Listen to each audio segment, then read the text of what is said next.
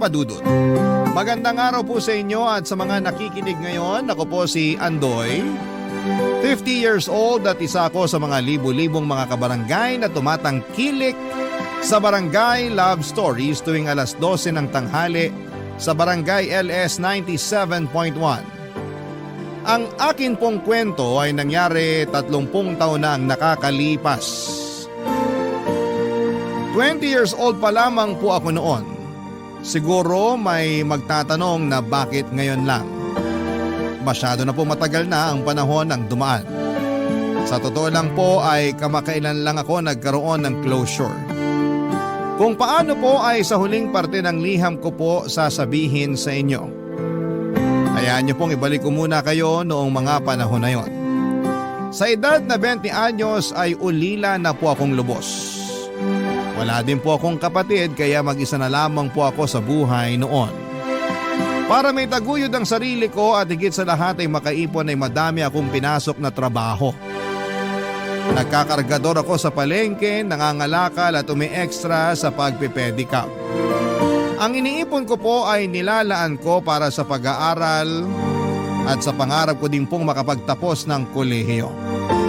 Naitaguyod naman po ng mga magulang ko ang elementary at high school pero kinailangan kong tumigil kasi una ay pumanaw si tatay at kalaunan ay sumunod naman si nanay. Dahil po sa kalyang buong panahon ko ay marami akong nakikilalang tao.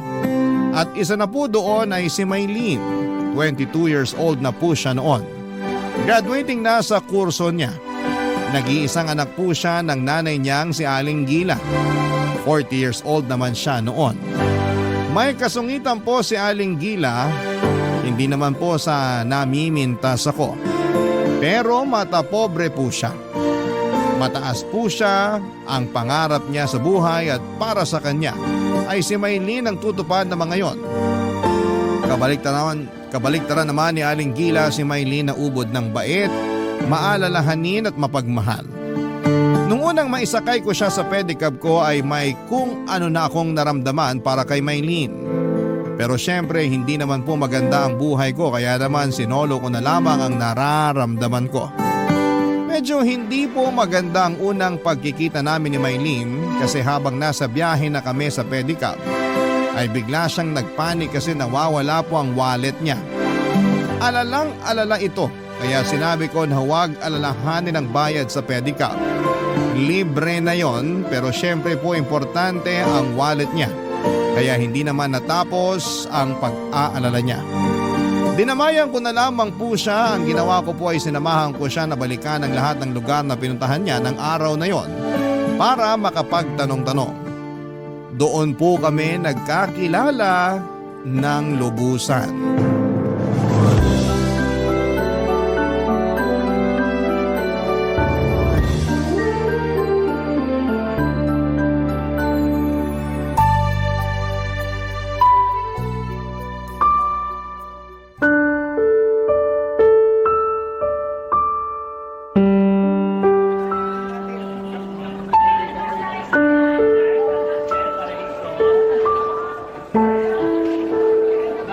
Miss, andito ako!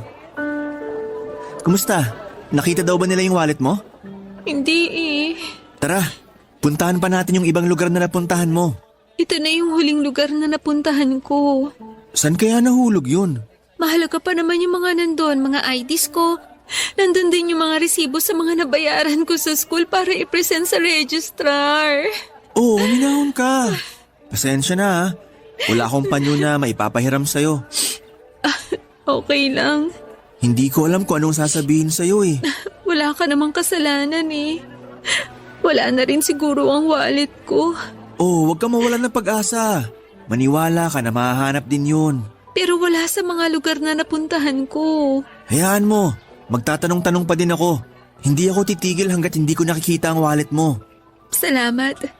Pero hindi mo naman kailangang gawin yan. Ayos lang yun.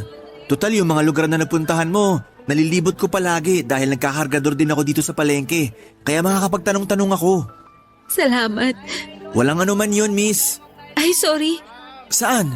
Kanina pa tayo magkasama. Hindi ko pa pala nasasabi ang pangalan ko. Nako, naiintindihan ko. Kanina kasi nag-aalala ka eh. Oo nga eh. Pero ako si Maylene. Ako si Andoy. Andoy ang totoo mong pangalan? Nickname lang, alias. Alejandro ang tunay kong pangalan.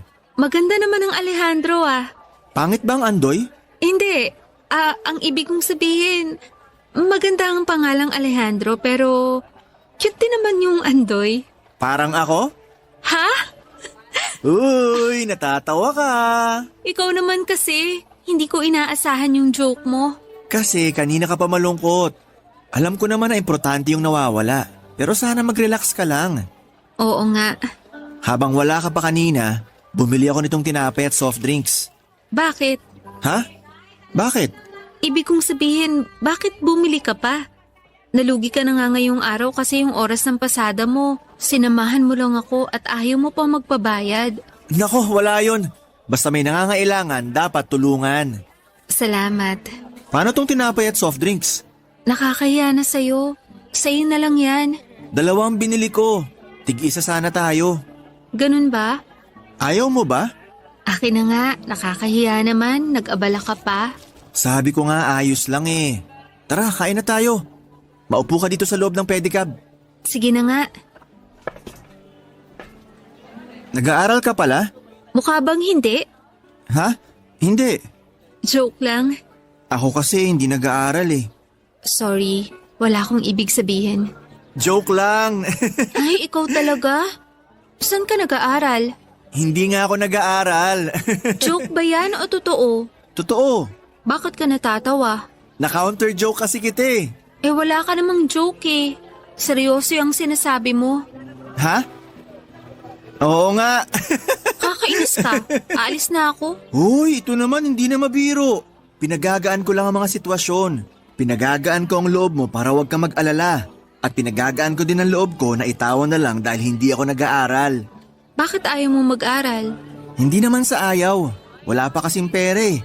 Pero nag-iipon ako. Pag marami na akong naipon, mag-aaral uli ako. Ay maganda yan. Siyempre, para pag nagkaasawa ako at nagkaanak, mabubuhay ko sila. May girlfriend ka na? Wala ah.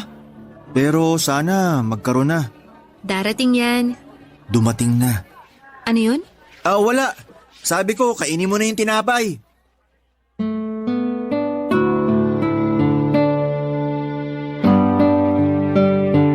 Papadudot, napakasaya noong araw na yon. Sa totoo lang, noon lang ako sumaya ng ganon at si Maylene ang dahilan. Mahaba pa ang naging kwentuhan namin kasi umikot pa kami para magtanong-tanong tungkol sa wallet niya.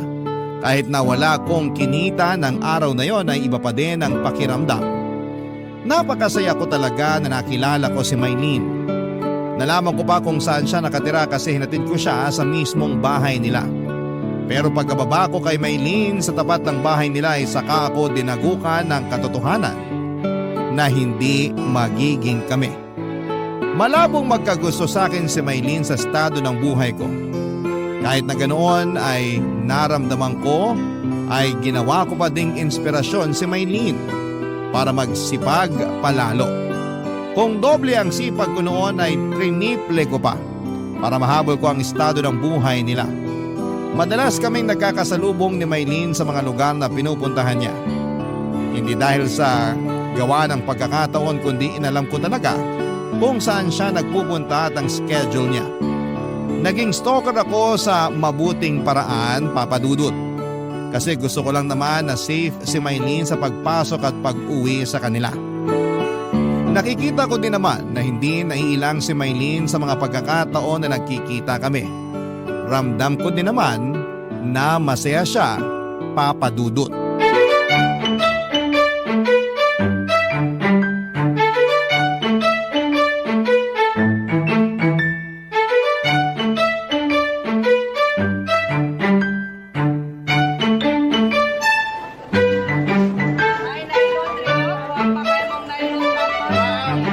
Kain ka lang ha. Ikaw talaga? Baka wala ka nang naiipon, kakalibre mo sa akin ha. Ikaw naman. Pangatlong beses ko palang na panlilibre to sa'yo. 4. Kasama yung tinapay at soft drinks nung una tayong magkakilala. Ay oo nga, 4 pala.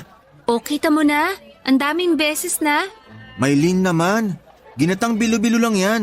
Hindi naman mauubos ang kita ko dyan. Nung isang beses, spaghetti ang kinain natin. 5 piso lang naman ang nadagdag sa presyo ng ginatang bilo-bilo. Kaya hindi malaking halaga yun. Kahit na, iniisip lang naman kita. Talaga? Anong talaga?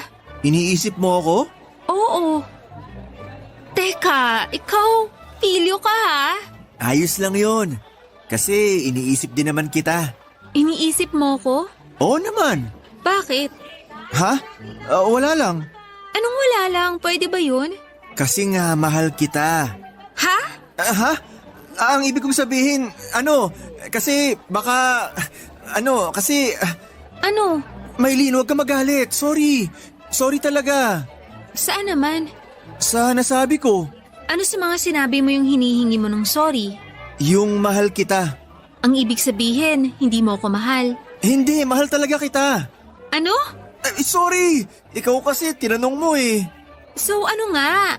Mahal mo ko o hindi? Mahal? Hindi sigurado. Ibig kong sabihin mahal. Mahal na mahal. Mahal din kita. Ay, salamat. Ano? Anong ano? Anong sabi mo? Tama ba yung nadinig ko? Ano bang narinig mo? Na mahal mo din ako. Oh, klaro pala eh. Maylin, naguguluhan ako. Ibig bang sabihin, sinasagot mo ako? Kanina pa, di ba? Tayo na? Kanina pa nga, di ba? Ayaw mo ba? Gusto! Gustong gusto! Woohoo! Kami na! Hoy, may mga kumakain. Bakit ba? Masaya ako eh. Oh, wag masyado. Kasi may ipapakiusap ako sa'yo. Kahit ano, kahit imposible pa yan gagawin ko para sa'yo. Hindi naman imposible. Ano ba yun? Tayo na, di ba? Oo. Pero pakiusap ko sana na isekreto muna natin. Ay, sorry. Kakilala mo ba yung mga kumakain? Hindi sila. I mean, kahit sino wag na muna nating ipagkalat. Tayo na lang muna sana ang nakakaalam. Bakit? May pangako ko kay nanay na magtatapos muna ng pag-aaral bago mag-boyfriend eh. Kaya, hintayin na muna natin na makagraduate ako. Total malapit na rin naman yun. Masaya sanang ipagyabang pero kung yan ang gusto mo, sige, gagawin ko yan. Ang importante naman, alam mo at alam ko na tayo ng dalawa at mahal natin ang isa't isa. Salamat. Kailangan natin mag-celebrate. Bibili pa ako ng turon. Wag na. Mabigat na sa tiyan tong ginatang bilo-bilo. Pero dapat mag-celebrate tayo. O, edi mag-celebrate tayo sa pamamagitan ng ginatang bilo-bilo. Sige na nga. Bakit ganyan ang ngiti mo? Pasensya na. Hindi ko maitago na hindi maging masaya eh. Hindi naman nila mahahalata. Ikaw talaga puro kabiro. Kumain na nga tayo. Napakasaya ng araw na yon, Papa Dudut. Kaso'y pigil ang saya kasi kailangan muna naming isekreto ang relasyon namin. Pero kahit na ganoon ay masaya pa din ako. Mula noon ay mas madalas pa kaming nagkikita ni Maylin. Ako na ang school bus niya. Minsan sinasabihan niya ako na huwag na siyang sunduin at ihatid pa uwi, pero hindi naman po ako pumapayag. Hindi ako mayaman kaya yun na nga lang ang magagawa ko sa kanya. Kaya pinakiusap ko kay Maylin na pagbigyan na lamang ako. Wala din naman siyang magawa bukod sa makulit ako ay mahal niya din naman ako. Kahit na ang dami ko pang pinapasok na racket para mas madaming maipon ay hindi nawawala sa schedule ko ang pagsundo at paghahatid kay Maylin. Hanggang sa dumating ang araw ng graduation niya. Nandun po ako pero hindi ako makalapit sa kanya dahil kasama niya ang nanay niya. Pero sobrang proud po ako sa pagtatapos ni Maylin. Saka sabi ko sa sarili ko na tiis-tiis lang dahil graduate na si Maylin, pwede na niya akong ipakilala sa nanay niya at ipaalam sa mundo na may relasyon kaming dalawa. Pero mali pala ang iniisip ko kasi sinabihan pala si Maylin ng nanay niya na hindi daw porket graduate na siya ay pwede na siyang makipagrelasyon. Kaya yun din kaagad ang naging topic namin noong nagkita kami noong gabi ng graduation niya. Nakiusap siya na ipagpatuloy pa namin ang paglilihim. Kung natiis ko ng matagal-tagal, ano ba naman yung konting tiis pa, Papa Dudut?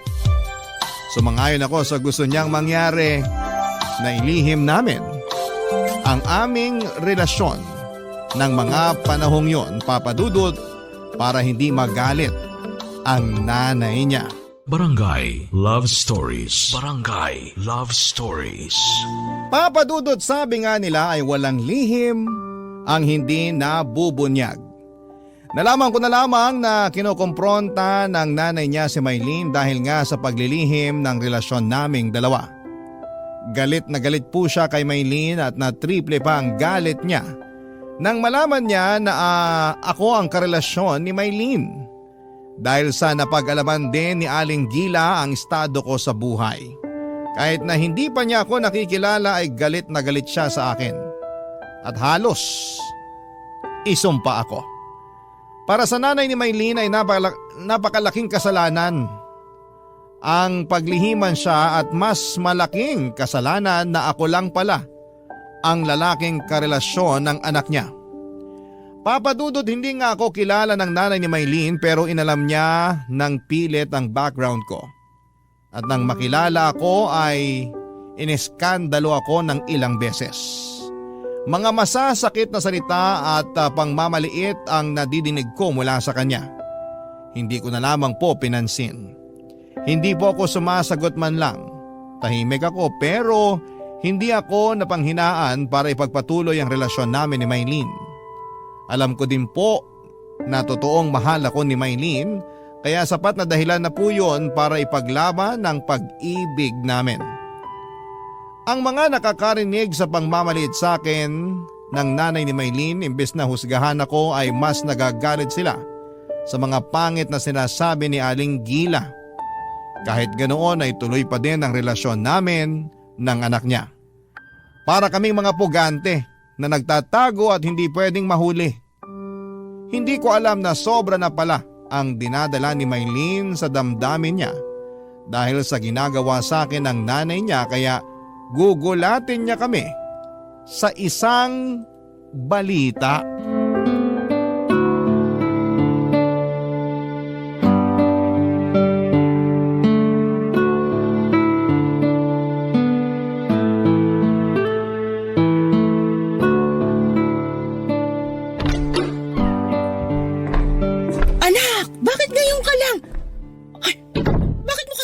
Lalaking yan? Magandang gabi po, Aling Gila. Lumayas ka rito. Ang kapal naman ng pagmumukha mong tumuntong sa tahanan ko. Nay, tama na. Aalis na muna ako, Maylene. Hindi, dito ka lang. Aba, sino ka para magdesisyon dito? Tahanan ko ito. Ganun ba, Nay? So wala po akong karapatan dito? Paalisin mo ang lalaking yan kung gusto mo ng karapatan. Hindi! Maylene, baka mag-away kayo. Aalis na ako. Umalis ka na. Hindi siya aalis, Nay. Nandito kami dahil may sasabihin kami sa inyo. Sabihin mo na. Tapos paalisin mo na yung lalaking yan at ayoko nang makitang pagmumukha niyan dito kahit kailan. Buntis po ako. Si Andoy ang tatay. Ha? Hayop kang lalaki ka! Lumayas ka rito! Ang kapal na mukha mo! Sinira mo ang mga pangarap ko para sa anak ko! Nay, pangarap mo sa akin o pangarap mo lang? Isama niyo naman ako sa mga plano niyo. Bakit ikaw nagplano ka ng ganyan? Sa palagi mo matatanggap ko yan? Nangyari na to, Nay. Wala na tayong magagawa. Ipalaglag mo yan! Ano? Nay, naririnig niyo ba ang sarili niyo? Ipalaglag mo yung batang yan o putulin mo ng pakikipagkita sa lalaking yan! Ay, hindi ko akalain na kaya niyong sabihin ang mga bagay na yan. Ipalaglag? Hindi ba kayo natatakot? Wala na akong pakialam. Parusahan ako basta huwag ka lang mapunta sa lalaking yan! Pwes, Nay, nakapagdesisyon na rin ako sa gagawin namin. Aalis na lang ako dito at magsasama na kami ni Andoy. Ano? Tigilan mo yung kahibangan mo! Sorry, Nay. Paalam po. Halika na, Andoy. Ha? Sandali! Aalis na kami, Nay. Huwag anak! Huwag ka aalis! Ay, pasensya ka na sa nasabi ko. Hindi ko sinasadyang masabi na magpalaglag ka. Huwag kang umalis. Sige po. Pero sa isang kondisyon. Dito rin titira si Andoy. Ano? Siya ang tatay ng anak ko kaya dapat kasama ko siya. Anak, ano ba naman yan? Kung hindi po pwede, aalis na lang kami. Sandali. Sige na. Dito mo na patirahin yung lalaking yan. Baka sinasabi niyo lang po yan. Hindi, payag na ako. Huwag ka lang umalis, anak. Sana pakasamahan niyo na maayos si Andoy. Nay, Oo na. Sige na, papasok na muna ako sa kwarto. Masakit ang ulo ko.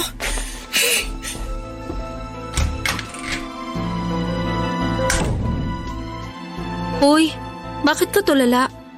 Hayaan mo na si nanay. Hindi yun ang ikinabigla ko. Alin yung pagbubuntis ko? Bakit hindi mo sinabi agad sa akin? Nagkagalit ka ba? Hindi naman, pero sana sinabi mo agad sa akin para naingatan kita. Ayos lang naman ako. Eh si baby, Ayos lang siya, huwag kang mag-alala. pero bakit mo sinabi sa nanay mo na dito na ako titira? Dapat nandito ka para maalagaan mo kami ni baby. Gusto ko yun. Kaya lang baka mapano ang nanay mo. Hindi mapapano yun. Malakas pa siya sa kalabaw.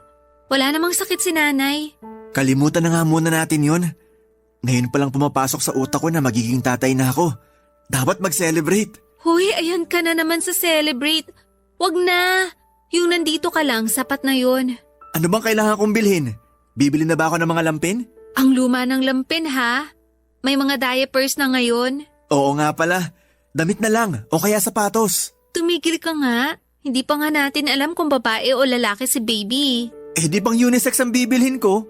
Alam mo, mabuti pa, halika na. Hakutin na natin yung mga gamit mo.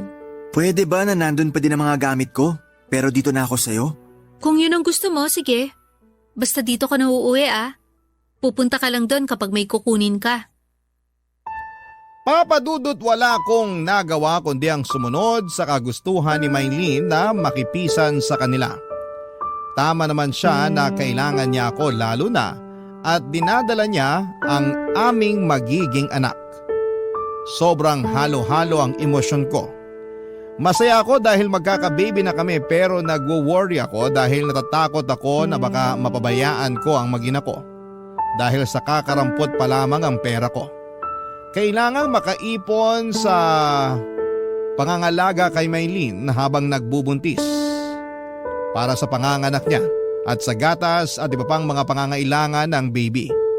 Hindi pa kasama ang pagdating ng panahon na mag-aaral ang anak namin. Pero alam ko na kakayanin ko. Pipilitin kong kayanin para makaipon. Magtatrabaho ako ng sobra pa sa triple. Kahit 24 oras pa akong magtrabaho, basta may taguyod ko lamang ang pamilya ko. Kinausap ko na rin po si Maylene para humingi ako ng tawad dahil sa aksidenteng pagkakabuntis niya. Sinabi naman niya na huwag ko daw isipin yon. Ang importante ay magkasama na raw kaming dalawa. Dahil graduate na si Maylene ay naghanap din kaagad ito ng trabaho at maswerteng natanggap naman din kaagad. Ako lahat ng pwedeng trabaho na kunin ko ay pinasok ko na. Walang pili-pili basta kikita ay papasukin ko. Wag lang ang masama dahil baka imbes na maitaguyod ko ang pamilya ko ay makulong pa ako at maiwan ko sila. Yung hirap ko sa pagtatrabaho ay tuloy-tuloy ay kayang-kaya ko o kakayanin ko ano paman ang mangyari. Pero ang pinakamahirap sa lahat ay yung pakikisama sa nanay ni Maylene.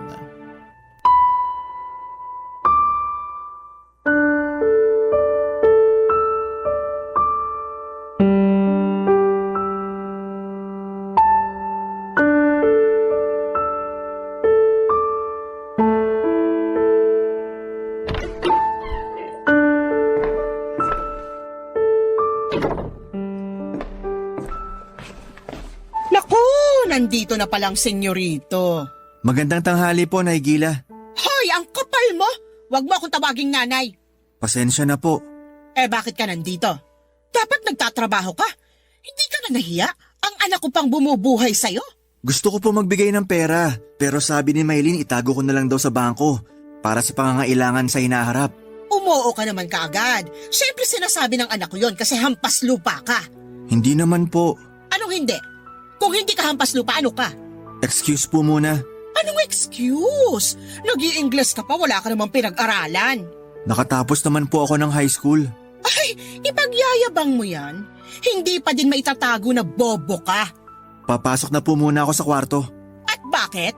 Magpapahinga lang po ako. Kapal! Magpapahinga habang yung anak ko nagpapakahirap. Masakit lang po ang ulo ko. Nagdadahilan ka pa para sa pagkabatugan mo. Hoy, Pumayag ako na dito ka tumira pero hindi ibig sabihin na tanggap kita at lalong hindi ibig sabihin na magpakasenyorito ka rito. Ihihiga ko lang po sandali. Maglinis ka nitong bahay. Dito ka nakatira, hindi ka man lang tumulong. Ano ako dito, katulong mo? Sige po, lilinisin ko po mamaya. Ngayon na! Masakit lang po ang ulo ko. Wala ka talagang pakinabang. Palibhasa, walang pinag-aralan. Ano po bang lilinisin? Sira ulo ka pala eh. Alam nga namang isang parte lang nitong bahay ang linisin mo. Linisin mong buong bahay. Opo, Ano pang hinihintay mo? Ayan ang walis. Ayan ang basahan. Kilos! opo. Huwag mong madaliin! Wala ka talagang utak na bobo ka. Aling Gila, hindi po ako bobo. Bobo ka. Sobra naman po yata yung sinasabi nyo. O ano ngayon? Lalabang ka? Porke wala ang anak ko, sasaktan mo ko? Hindi naman po. Sasaktan mo ko? Aray! Huwag! Maawa ka! Ano ba nangyayari sa inyo? Wala pa akong ginagawa. Aray! Tulungan niyo ako! Sinasaktan ako ni Andoy! Tumigil po kayo. Tingnan natin kung sinong paniniwalaan ng mga taga rito. Ako o ikaw na pabigat? Huwag nyo naman pong gawin sa akin to. Anong wag? Makukulong ka. Subukan nyo, Nay. Anak! Mabuti dumating ka. Sinasaktan ako ng lalaking yan. Hindi totoo yan, Maylin. Ako pa ngayon ang ginagawa mong sinungaling? Nay, kanina pa ako nakasilip sa pinto. Kitang-kita ko at dinig ang lahat na nangyari. Ano ba naman kayo, Nay? Anak! Kakampihan mo pa yung lalaking yan kesa sa akin? Ipapakulong ko yan. Sige, Nay, kung yan ang gusto nyo. Maylin, wala akong ginagawa. Alam ko. Kaya nga hintayin natin ang mga pulis at ako na magwi-witness. Anak, ano ka ba? Ako na nga sinaktan dito. Mapapatunayan niyo po ba? Sapat ng salita ko. Sige, Nay. Kung mas gusto niyo maiskandalo pa ang pamilya natin. Anak, ano ba nangyayari sa'yo?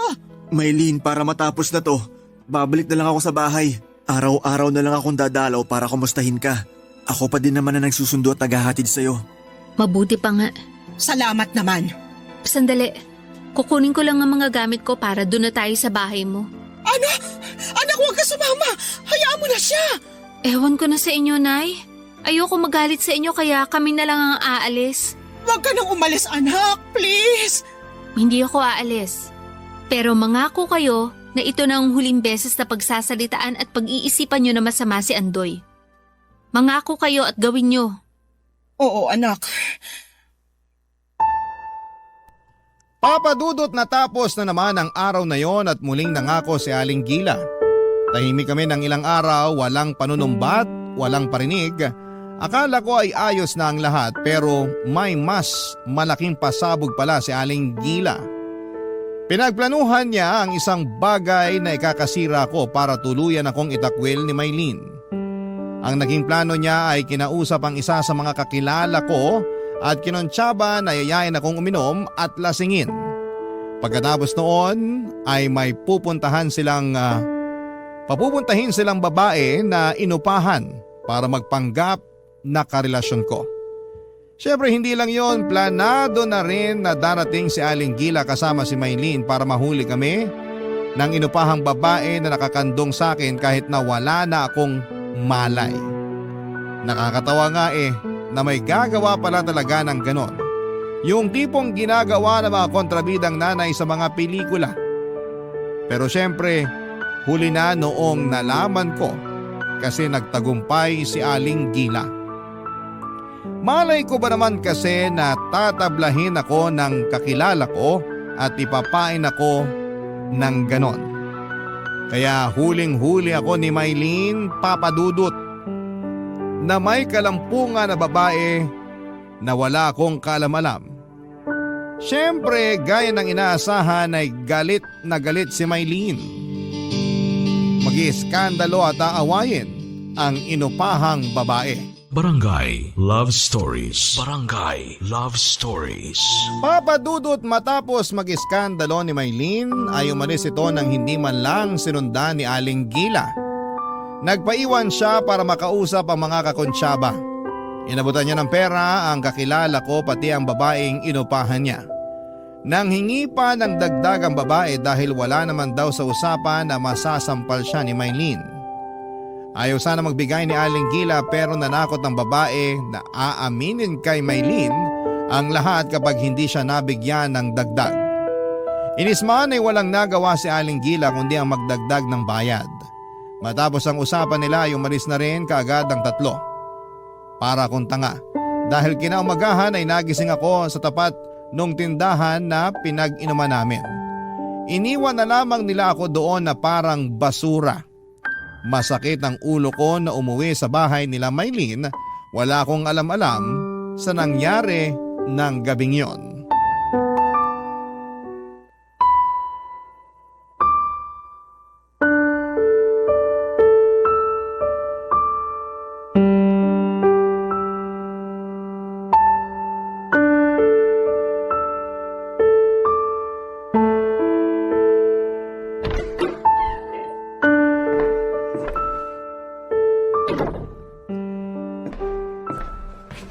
Ayun na ang magaling na lalaki.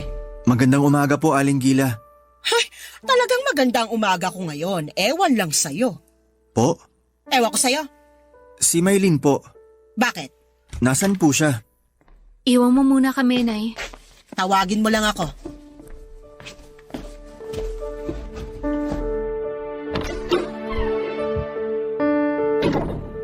Good morning, Maylin. Kung lumapit sa akin, please. Natidiri ako. Ha?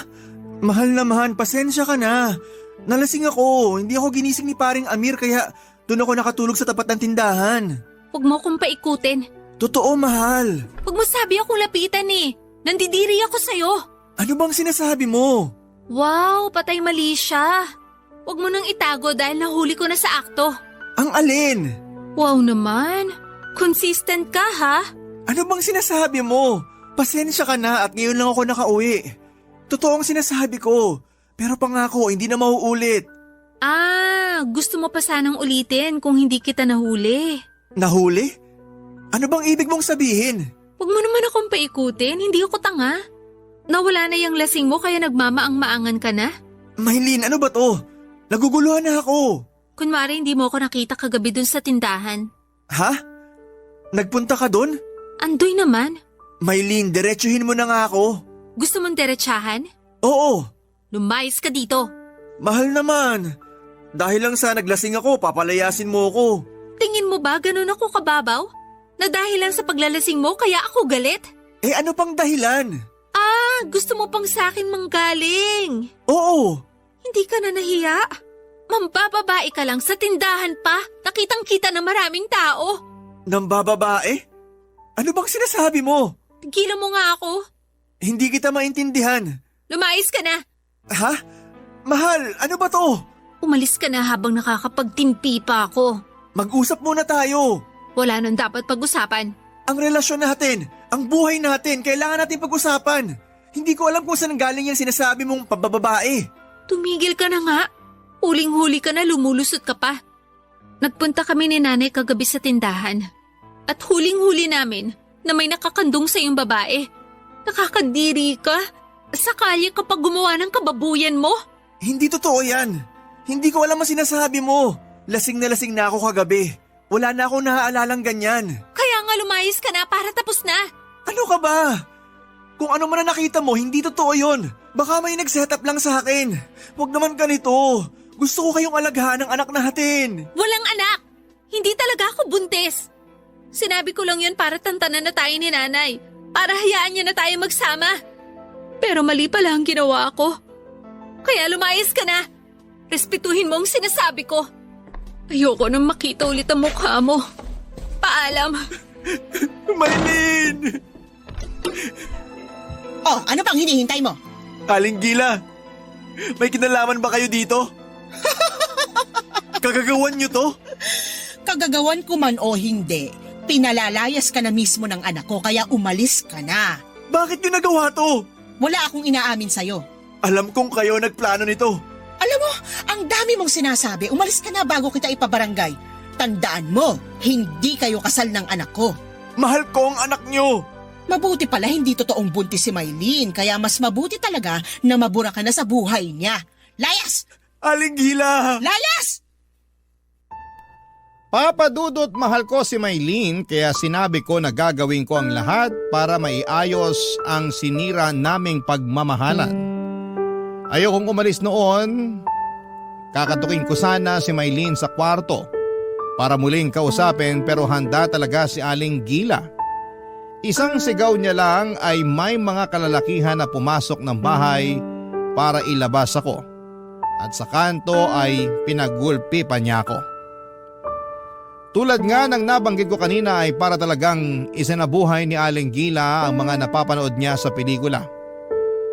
Pero kahit na ganoon ang nangyari ay hindi masisira noon ang kagustuhan kong ayusin ang lahat. Kaya naman, binalik-balikan ko si Maylin. Pero nang panahon na yon ay si Maylin mismo ay itinataboy na rin ako. Ipinagugulpi ako ni Aling Gila kada balik ko sa bahay nila at nang bandang huli ay pinablatter pa nila ako para huwag nang bumalik sa bahay nila. Wala na ako nagawa kundi ang magpakalayo-layo dahil na din sa sobrang sama ng loob. Ginamit ko ang nangyari para mas magpursige pa sa buhay para makaangat. Kumuha ako ng 2 taon na kurso gamit ang inipon kong pera. Si Maylin naman ay nabalitaan kong ipinakasal ni Aling Gila sa isang lalaking may kaya sa buhay. Pero nabalitaan ko din na wala pang 1 taon matapos ang kasal nila ay naghiwalay din ang dalawa dahil sa mga kakaibang ugaling ipinakita ng napangasawa niya. May pagka-bayolente ang lalaki at laging sinasaktan si Maylin. Naawa po ako sa sinapit niya pero wala na akong karapatan para manghimasok pa. Matapos noon ay matagal akong walang balita tungkol sa kanilang mag-ina dahil sa pagkaabala ko sa mga trabahong tinatanggap ko. Sa sobrang abala ko na baguhin ang buhay ko ay isinubsob ko ang sarili ko sa trabaho. Ginamit ko yung mga nangyari sa akin na instrumento para magsikap ako ng husto. Naisip ko na kung may maganda akong buhay, walang sino man ang tatapak sa aking pagkatao. Pag maganda at maluwan ang buhay ko, hindi ako makakatanggap ng pangit na pagtrato mula sa kung sino man. Ilang taon din ang lumipas nang mabalitaan ko na nawala na rin daw pala si Maylin sa sarili. Inaalagaan na lang siya ng kanyang nanay na si Aling Gila dahil lagi na lang daw itong tahimik at tulala at minsan ay biglang sisigaw at iiyak. Makalipas nga ang 5 taon ay aksidenteng nakasalubong ko si Aling Gila. Malaki na ang pagbabago sa itsura niya dahil sa edad. Nagulat ako nang siya ang lumapit para kausapin ako.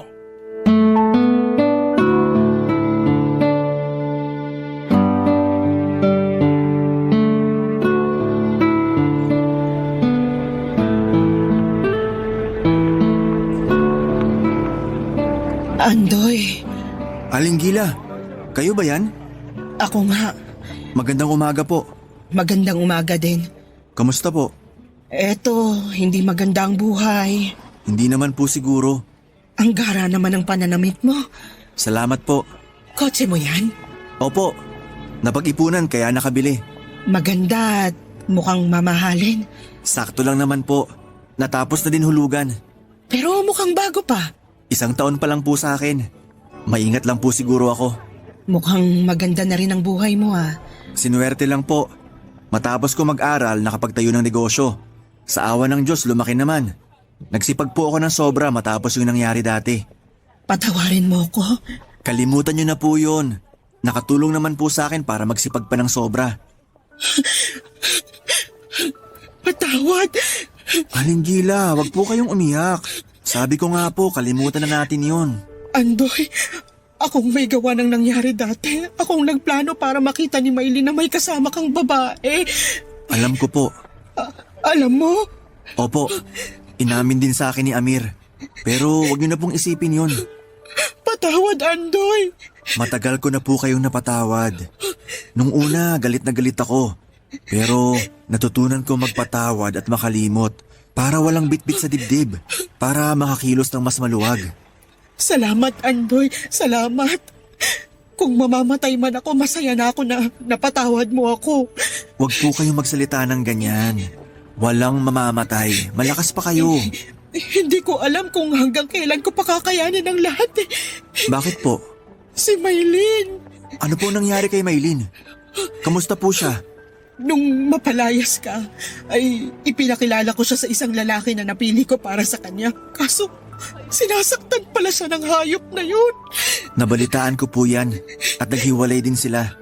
Pero ayoko na po manghimasok na dahil ayoko nang sumama na naman ang loob ni Maylin. Andoy, si Maylin, wala siya sa sarili niya hanggang ngayon. Lagi lang siyang tulala. Kasalanan ko lahat. Aling Gila, kuminahon kayo. Baka kung ano mangyari sa inyo. Ang anak ko, ako may kagagawa ng nangyayari sa kanya ngayon. Huwag niyo na pong sisihin ang sarili niyo. Hayaan niyo, tutulong ako. May kilala kong doktor na pwedeng tumulong kay Maylin. Salamat. Walang anuman po. Para may magawa naman po ako para kay Maylin.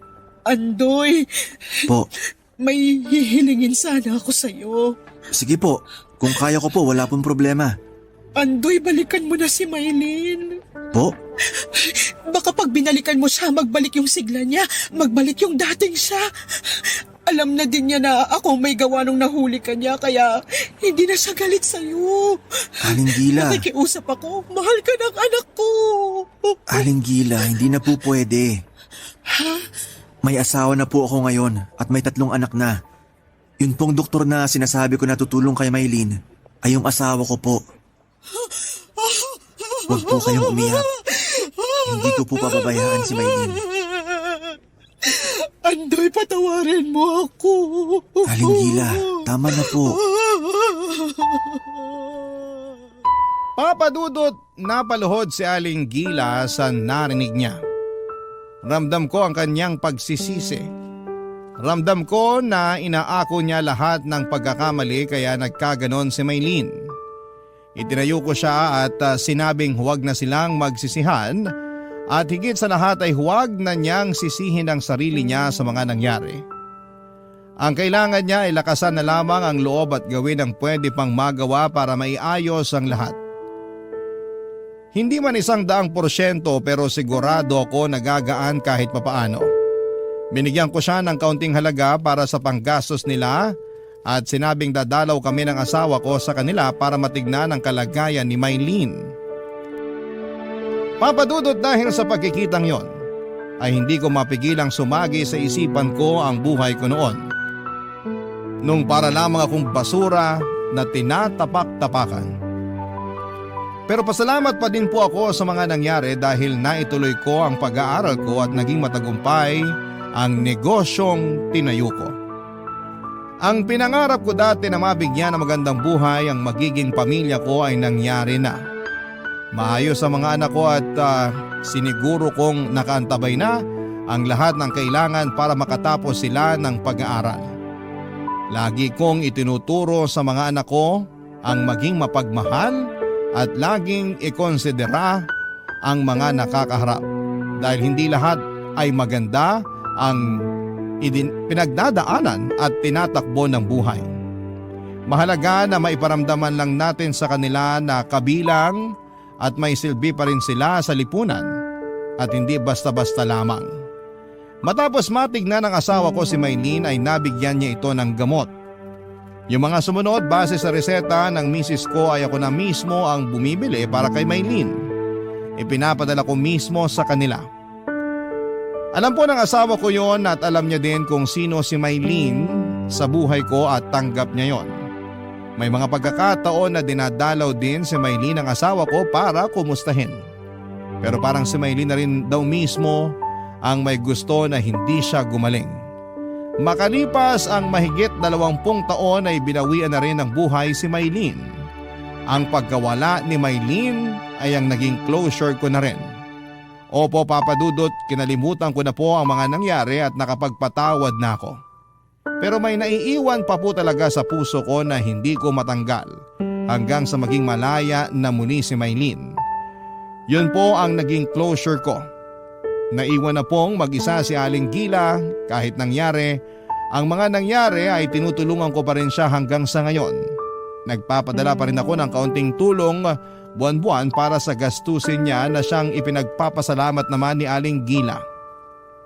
Malaking tulong po sa akin na maibahagi ang kwentong ito habang sinusulat ko ito ay hindi ako umaasa na may tatampok ito sa programa ninyo. Dahil alam kong marami ang mga nagpapadala. Ngunit pinagpapasalamat ko po kung sakasakali. Papadudot yung magkaroon lang ako ng lakas ng loob na isulat ito at mailahad ang damdamin ko ay sapat na para sa akin na tulong para sa kapayapaan ko na rin. Maraming salamat po at sa lahat ng mga kasama mong bumubuo ng Barangay Love Stories. Hindi nyo lang alam kung anong tulong ang naibibigay ninyo sa isang katulad ko na kailangan ng platform na ito na mapaglalaharan ng mga saloobin. Maraming salamat po sa pagbasa ng aking kwento at nawa ay manatiling nakatutok ang mga kapuso natin sa Barangay Love Stories. Ang inyong forever kapuso at kabarangay, Andoy. Dear Papa Dudut, hindi ko pa nasisimula ng sulat ko na ito pero nag-aagaw na ang buhos ng luha at sipon ko. Hindi ko po kasi mapigilang mag-emote habang nire-rewind sa utak ko ang lahat ng masakit na pinagdaanan ko para lamang ma-share sa inyo. Ako po si Ika, certified probinsyana. Simula pagkabata para na akong may phobia sa salamin kasi tuwing titingin ako, parang sinisigawan ako ng mundo. Unfair ako sa iyo, deal with it. Imagine, ang bata ko pa. Pero marunong na akong mag-self-pity. Hindi kasi ako pasok sa beauty standards tapos ay bonus pa na hobby ng kalaro ko at kaklase ko ang gawing stand-up comedy material ang itsura ko. Buti na lamang nanay ko ang #1 fan ko. Lagi niyang sinasabi na anak maganda ka, sila lang ang bulag. Ang sweet hindi ba? Pero let's face it. Alam naman nating lahat na walang pangit sa mata ng isang ina. Kaya habang nasa mundo pa ako ay tinitibayan ko ang loob ko araw-araw. Sabi ko nga anong laban ng insecurities ko kung naliligo ako araw-araw at walang amoy putok. Panalo na yan. Dahil nga sa pambubuli napaaga ang pag-develop ng superpower ko. Self-love with a touch of humor at katalinuhan. Kung hindi man ako visual sa paningin nila, di paponggahin na lang ang utak ko. Kaya papadudot consistent honor student ako. Habang ang mga bully ko hanggang doon na lang sa likod ng class picture, habang ako ay bida sa harapan. Hawak ang medalya. Eventually, nagkaroon ako ng mga kaibigan na hindi na pinapansin ang physical ko. Sila ang katuwang ko sa tawanan, iyakan at mga asaran. Pero habang sila ay may mga high crush moments, ako taga-abot lang ng sulat at audience ng love story nila. Nung nagkaedad pa ako, sabi ko baka destiny ko na lang talagang maging professional tita. Pero isang araw ay dumating si Nathaniel. Gwapo, mabait at parang leading man sa teleserye ng buhay ko. Crush ko siya, Papa Dudut. Sa isip ko ay siya na ang sagot sa dasal ko. Pero sa table namin, parang Tita Ika talaga ang vibes ko sa kanya, Papa Dudut.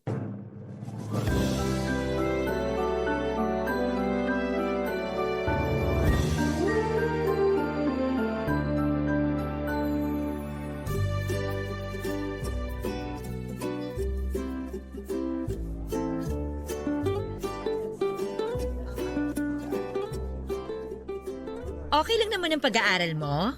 Ayos naman po. Kayo po. Aray, grabe ha. Sobrang sakit ng likod ko. Hala, bakit po? Mas lalo akong tatanda sa kakapo mo. Rika ang pangalan ko, pero tawagin mo na lang akong Ika. Para medyo naman maiba. Nakakahiya naman po. Ika. Ay, sorry. Ang hirap pala magtanggal lang po. Naku, sanayan lang yan, Nathaniel. Sasanayin ko yung sarili ko, huwag kang mag-alala. Ayan, kaya mo naman pala. Sabi ko na matalino ka. Mabilis ka matuto. Ikaw talaga. Funny ka. It's more fun in the Philippines, di ba? Kaya masaya lang tayo. Love Philippines na ngayon. Hindi ka na updated. Ay, oo nga pala. Kaya kailangan magmahalan na tayo. Huy, grabe ka naman, Nathaniel. Huwag ka magbiro ng ganyan. Seryoso ako. Di naman ako nagbibiro eh. Sme, baka magkasala ako sa'yo. Lasya, anong kasalanan sinasabi mo? Ano? Kasi naman Pinapakaba mo ko, Nathaniel. Ang gwapo mo kasi. Ikaw talaga. Pero totoo naman eh. Maganda ka. Saan banda? Sa panaginip? Oy, wag mo akong bulahin, ha? Hindi ako bolero. Tsaka ayoko maging sinungaling. Di naman ganun kapangit itsura mo eh. Pero pasok pa rin sa pangit. Eto, makinig ka. Hindi naman sa lahat ng bagay tinitingnan yung panlabas. Para sa akin, mas importante yung kalooban. Maganda yung kalooban mo. At yun ang nakikita ko sa'yo. Kaya maganda ka para sa akin. Talaga ba? Para namang naiiyak ako sa mga sinabi mo. Sa gwapo mo na yan, nakita mo talaga ang kagandahan ng loob ko? Kasi ikaw yung tipo ng tao na may lalim kausap. Naku, dahil lang sa matanda na ako. Siguro nga, pero gusto ko yung personality mo. Hindi tulad ng kaedad ko na puro pa-cute. Ayoko ng ganun. Mas maganda yung tulad mo. Ay, susme, Nathaniel. Baka takihin na ako sa puso sa sinabi mo. Grabe ka naman. Bakit ka naman naatakihin? Sa totoo lang, Sige na, Ika, sabihin mo na. Huwag mo akong binibitin. pwede ko ba makuha ang Facebook account mo? Doon ko na lang sasabihin. Niya kasi ako eh. Ikaw talaga, nahihiya ka pa. Pero sige. Eto. Ayan, i-add kita ha. Accept mo ko ha. Oo naman. Malakas ka sa akin eh. Thank you! Naku, kailangan na nating ubusin tong food sa plate natin. Lalamig na to. Oo nga. Tara, ubusin na natin to. Para nag-slow motion ang lahat, Papa Dudut. Yung tipong bawat segundo ay feeling ko ay nasa romantic drama ako. At si Nathaniel ang bidang leading man ko. Ang dinner na yon ay parang walang ending. Pakiramdam ko ay prinsesa ako sa harap ng prinsipe ko. Pero hindi fantasy kasi nakadilat ako buong oras.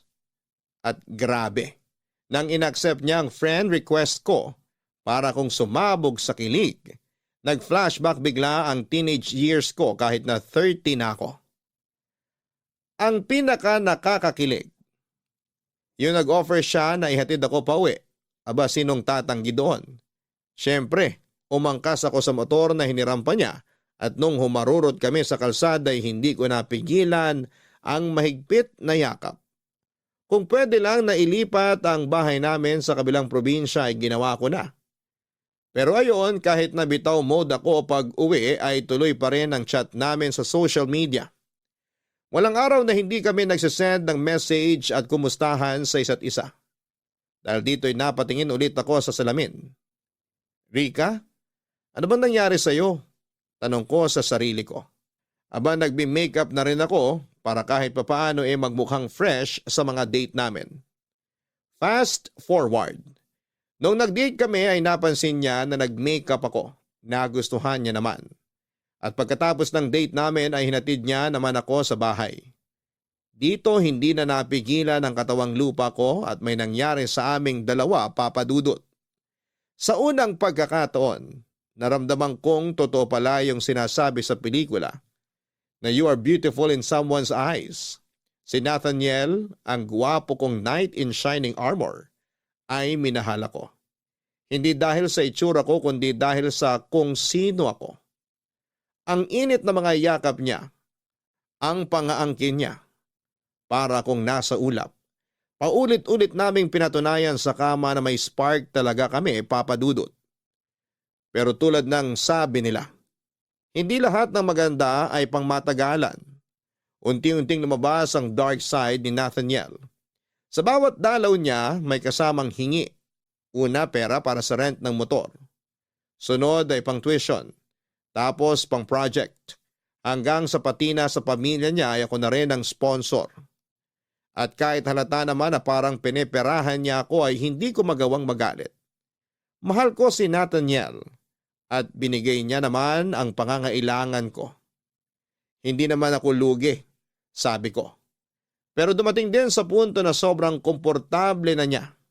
Nagdadala na ng barkada sa bahay ko, lasing paminsan at syempre may kasama pang hingi ng pambili ng alak.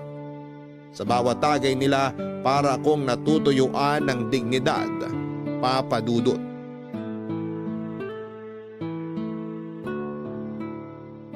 Salamat talaga sa pabanlaw mo, mahal ah.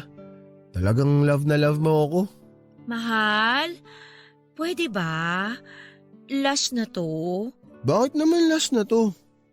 Ilang beses na kitang pinagbigyan, Nathaniel. Pero please, wag naman dito sa bahay ko. Mahal, alam mo namang wala akong ibang biso eh. Nagkakasiyahan lang naman kami. Konting inuman lang naman to. Pampalipas ng stress. Gets ko naman.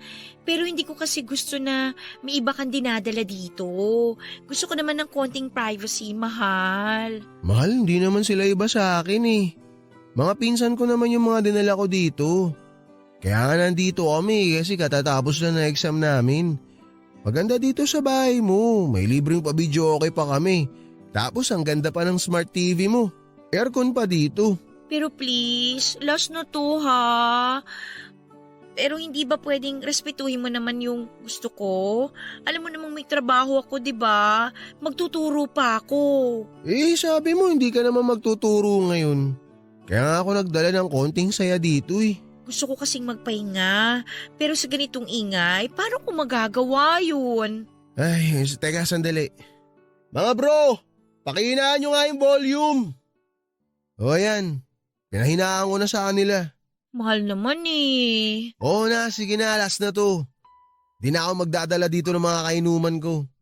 Parang lumalabas tuloy, pinagdadamutan mo ako. Hindi ako madamot. Alam mo yan. Hindi lang talaga ako sanay na may ganito sa bahay. Gusto ko lang ng tahimik, maayos na bahay. Yung ganun, ayoko rin na madalas kang umiinom. Bata ka pa eh. Hindi nakakabuti yan. Ayaw mo ba nun? Pagka ganito, mas matagal, tsaka mas masarap. O alam mo na ibig ko sabihin, mal. Ikaw talaga? Dinadaan mo na naman sa ganyang usapan eh. Eh kasi alam ko naman na gusto mo to. Gusto mong inahalik-halikan kita. Gusto mo yung inaangking kita. Di ba? Pwede bang hinaan mo yung boses mo? Marinig nila sa sala, ano ka ba? Di nila tayo maririnig. Huwag kang mag-alala, mahal. Ang bahala sa'yo. Basta ako, hindi ako magsasawa sa'yo. Hinding-hindi. Ikaw lang gusto ko. Lagi. Totoo ba talaga yan? Totoong totoo. Ano bang tawag mo sa ginagawa ko? Sa ginagawa natin. Mahal kita kaya nandito ako sa'yo. Ang totoo nga niyan, gusto ko nga mag-live-in na tayo eh. Kaso ikaw ayaw mo pa. Baka naman katawan ko lang gusto mo sa akin ha. Mahal, hindi ganun. Ano ka ba? Alam mo naman na marami pa akong responsibility. May mga kapatid akong pinag-aaral. Ayoko madagdagan ng malaking obligasyon. Kaya ayoko pang mabuntis mo ko. Kaya nga uminom ka ng pills para hindi kita mabuntis. Pwede naman yun eh. Baka ayaw mo lang talaga. Dali-dali solusyonan ng problema. Kasi mahal, kung ako tatanungin, gusto ko na maging tayong dalawa na hanggang dulo. Mahal naman. Basta mahal kita, yun ang tatanda mo. Ha? Kaya ipaparamdam ko yun sa'yo. Palagi. Ngayon, paliligayahin muna kita. Mahal, baka marinig ka nila. Hindi nila tayo maririnig, huwag kang mag-alala. Dadahan-dahanin kita. Di tayo gagawa ng ingay. Tika na. Ganito parate ang nangyayari, Papa Dudut. Kahit anong reklamo ko, kahit gaano ko piliting tumayo at maging matatag sa gusto kong mangyari. Nawawala lahat ng lakas ko sa sandaling niyayakap at hinahalikan na niya ako. Para akong nahihypnotize sa lambing niya. Sa bawat bulong na mahal kita ay nakakalimutan ko ang lahat. Gusto ko ang pakiramdam na ako lang ang mundo niya. Sa mga sandaling yon, na ako lang ang babaeng mahalaga. Pero ang totoo ay hindi ko siya mahindiang hindi ko kayang tanggihan ng kahit na anong hingin niya sa akin. Paulit-ulit ng ganitong cycle, Papa Dudut. Hihingi siya ng pera, maglalambing at mauuwi kami sa kama. Sa bawat kasiyahang binibigay niya, may nakatagong kapalit, pera. Ako ang bumabayad sa lahat ng pangarap niya. Ang dating nag-rent lang ng motor, ngayon ay may sarili na siyang motor. At ako ang sumasagot ng lahat.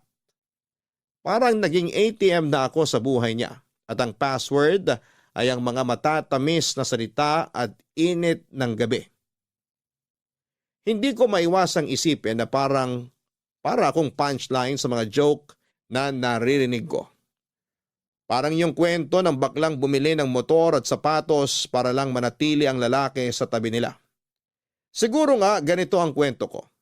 Hindi lang siguro ako tanggap ng mundo bilang pangit na babae kaya ang tanging paraan ko para magkaroon ng halaga sa mata niya ay pera. Dahil kung wala akong trabaho, kung wala akong pera, sino ba ako para kay Nathaniel? Ganito ba talaga, Papa Dudut? Ang kapalaran ng isang tulad kong hindi binayayaan ng ganda. Kapalit ng lahat ay kailangang tiisin ko ang ganitong klase ng relasyon.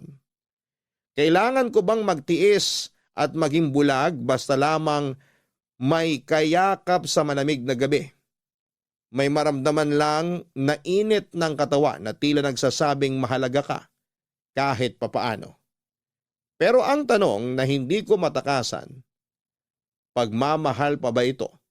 O panlilin lang na hinahayaan kong mangyari dahil takot akong mag-isa. Naging sekreto ang relasyon namin ni Nathaniel, Papa Dudut.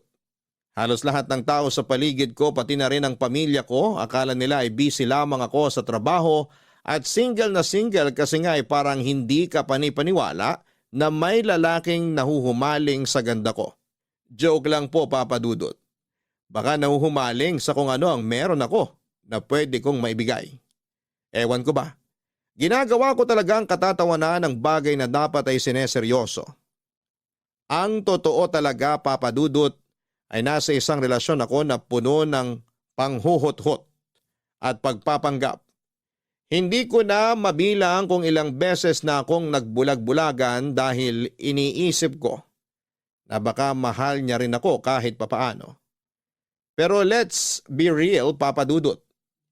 Kahit ganon mo kamahal, ang tao ay nauubos ka rin. Nakakapagod maging blind follower ng love. Isang araw, inimbita ako ng kaibigan ko para magkita at mag-dinner. Siyempre, dinala ko si Nathaniel. Para naman may kasama ako at para makilala siya ng kaibigan ko. Pero Papa Dudut, hindi ko inakala na sa gabing yon ay may magpapabago sa pananaw ko. Doon ko unang namit si Elmer, ang pamangkin ng kaibigan ko. Habang nag-uusap kami ni Elmer ay naramdaman ko ang kakaibang saya. Parang may kumikiliti sa puso ko. Hindi ko alam kung ano ang meron pero sobrang gaan niyang kausap. Naiwang kaming dalawa nang mag-excuse si Nathaniel at ang kaibigan ko para mag-smoke at doon ay nagsimula ang mas matagal naming kwentuhan. Narealize ko tuloy na yung treatment ko kay Nathaniel before. Binabase ko lang sa bare minimum na baka he loves me in his own way. Pero si Elmer siya yung nagpapakita na dapat na bare minimum. And let's be honest, hindi pa nga minimum yon kasi grabe talaga ang malasakit niya. Hindi ko alam kung iniisip ko lang ito dahil sobrang saya ko sa gabing yon o dahil matagal na rin akong hindi nakaranas ng ganitong klase ng atensyon. Pero yun nga, Papa Dudut, pinaramdam sa akin ni Elmer ang isang bagay na akala ko'y matagal ko nang nawala. Ang pagpapahalaga sa sarili.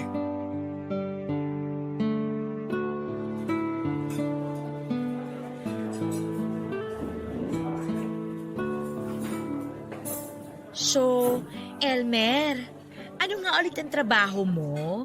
Parang ang chill mo lang kausap eh. Pero mukhang busy ka rin naman sa buhay. May hobby ka ba? Ang dami mo agad tanong. Nalula ako dun ah. Parang hindi kaya ng... Sorry naman. Okay lang naman ate. Call center agent ako, night shift. Pero pag hindi ako tinotopak at may free time, nag-freelance photography ako. Mahilig kasi ako mag-capture ng mga raw na moments. Yung hindi pilit, yung totoong kwento sa isang picture. Katulad mo ngayon, parang gusto kong kunan ka ng picture. Hala, baka basag ang camera mo. Hindi ah. Minsan hindi mo kailangan magpanggap para maging maganda ka sa mata ng iba.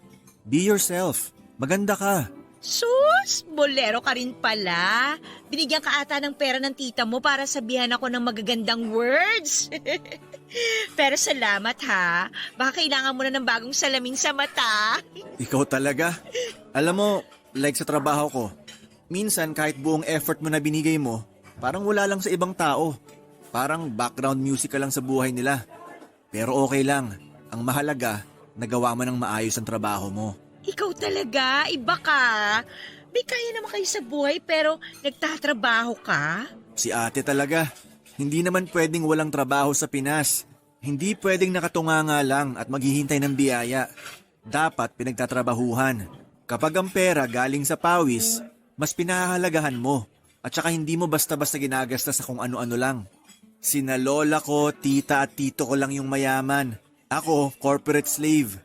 Tsaka hindi naman natin masisisi yung iba. Kasi mahirap din naman talagang makapasok ng trabaho sa Pinas. Alam mo, pareho tayo. Sa ESL teaching ko naman, minsan pakiramdam ko, ako lang ang nagpapaka-effort para lang mag-aral yung student ko. Yung iba, parang walang pakialam. Requirement lang nila ang mag-log in. Nakakabagot din lalo na kung susungitan ka pa.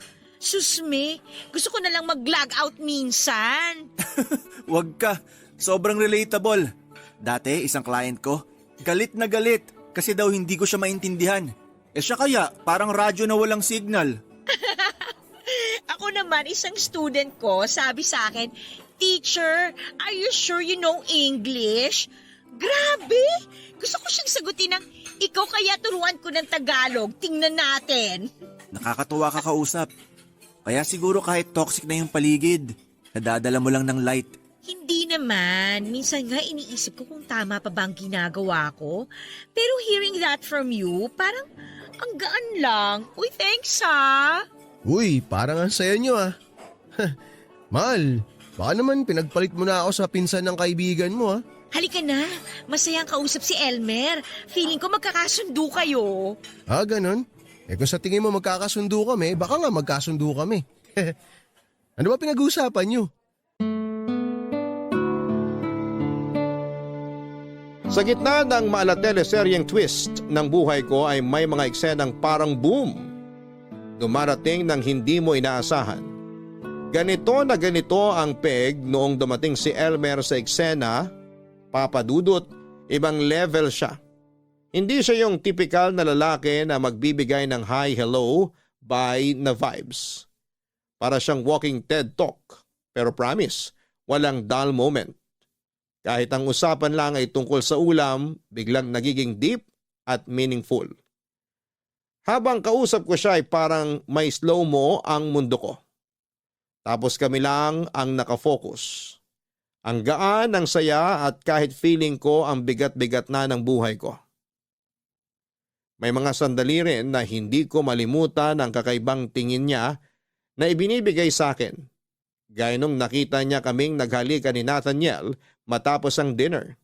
May halong malasakit at pangunawa ang kanyang tingin. Then dumating ang araw na feeling ko ay ayoko nang bumangon. Ayoko na sa liwanag pero papadudot, eto na nga. Nalaman ko ang sekretong pasabog ni Nathaniel. Yung perang hinihingi niya sa akin aba ginagastos niya para sa ibang babae. At hindi basta babae ha.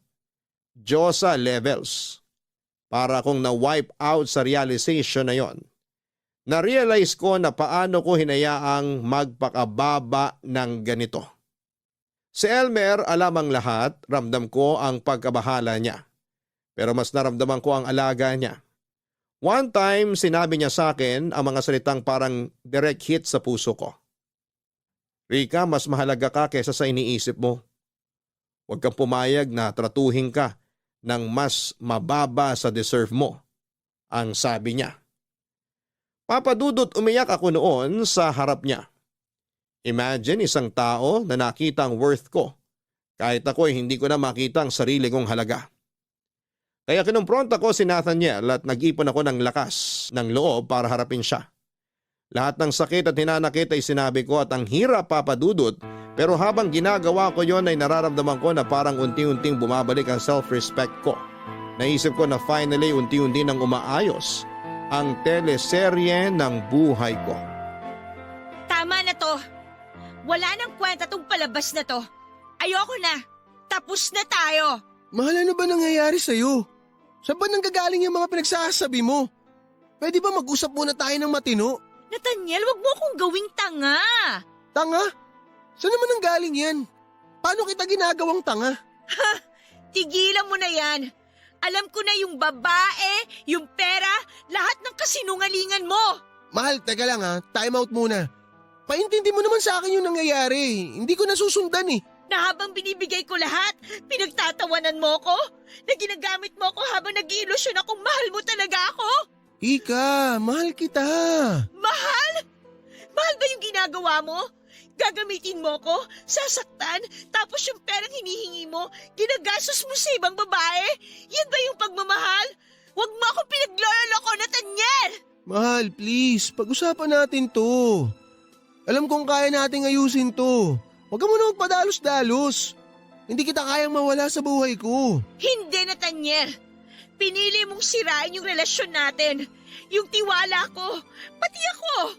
At ngayon, ikaw ang mawawala. Mawawala ka na sa buhay ko. Oh, sige. Nagkamali ako. Okay? Pero babawi ako.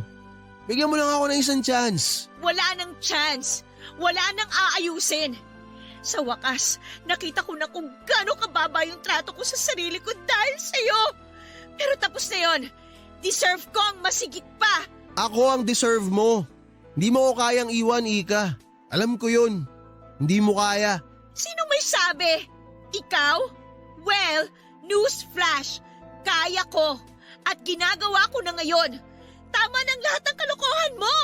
Tama ng paggamit mo sa akin. Panggagamit? Huy, Ika. Huwag kang magmalinis. Ginagamit mo rin naman ako eh. Ano? Paano mo nasabi yan? Sino ba nagbibigay ng saya sa'yo? Di ba ako? Sino bang gumagawa ng lahat para maramdaman mo na mahalaga ka? Ako lang, Ika. Ako. Ako lang ang makakapagbigay sa'yo ng ganong klaseng ligaya. Ako lang. Ang kapal ng mukha mo! Ligaya? Ang ligaya mo, yung ginagamit mo ako para sa pera ko. Walang iya ka talaga! Wow! Tama na yung drama mo, Ika.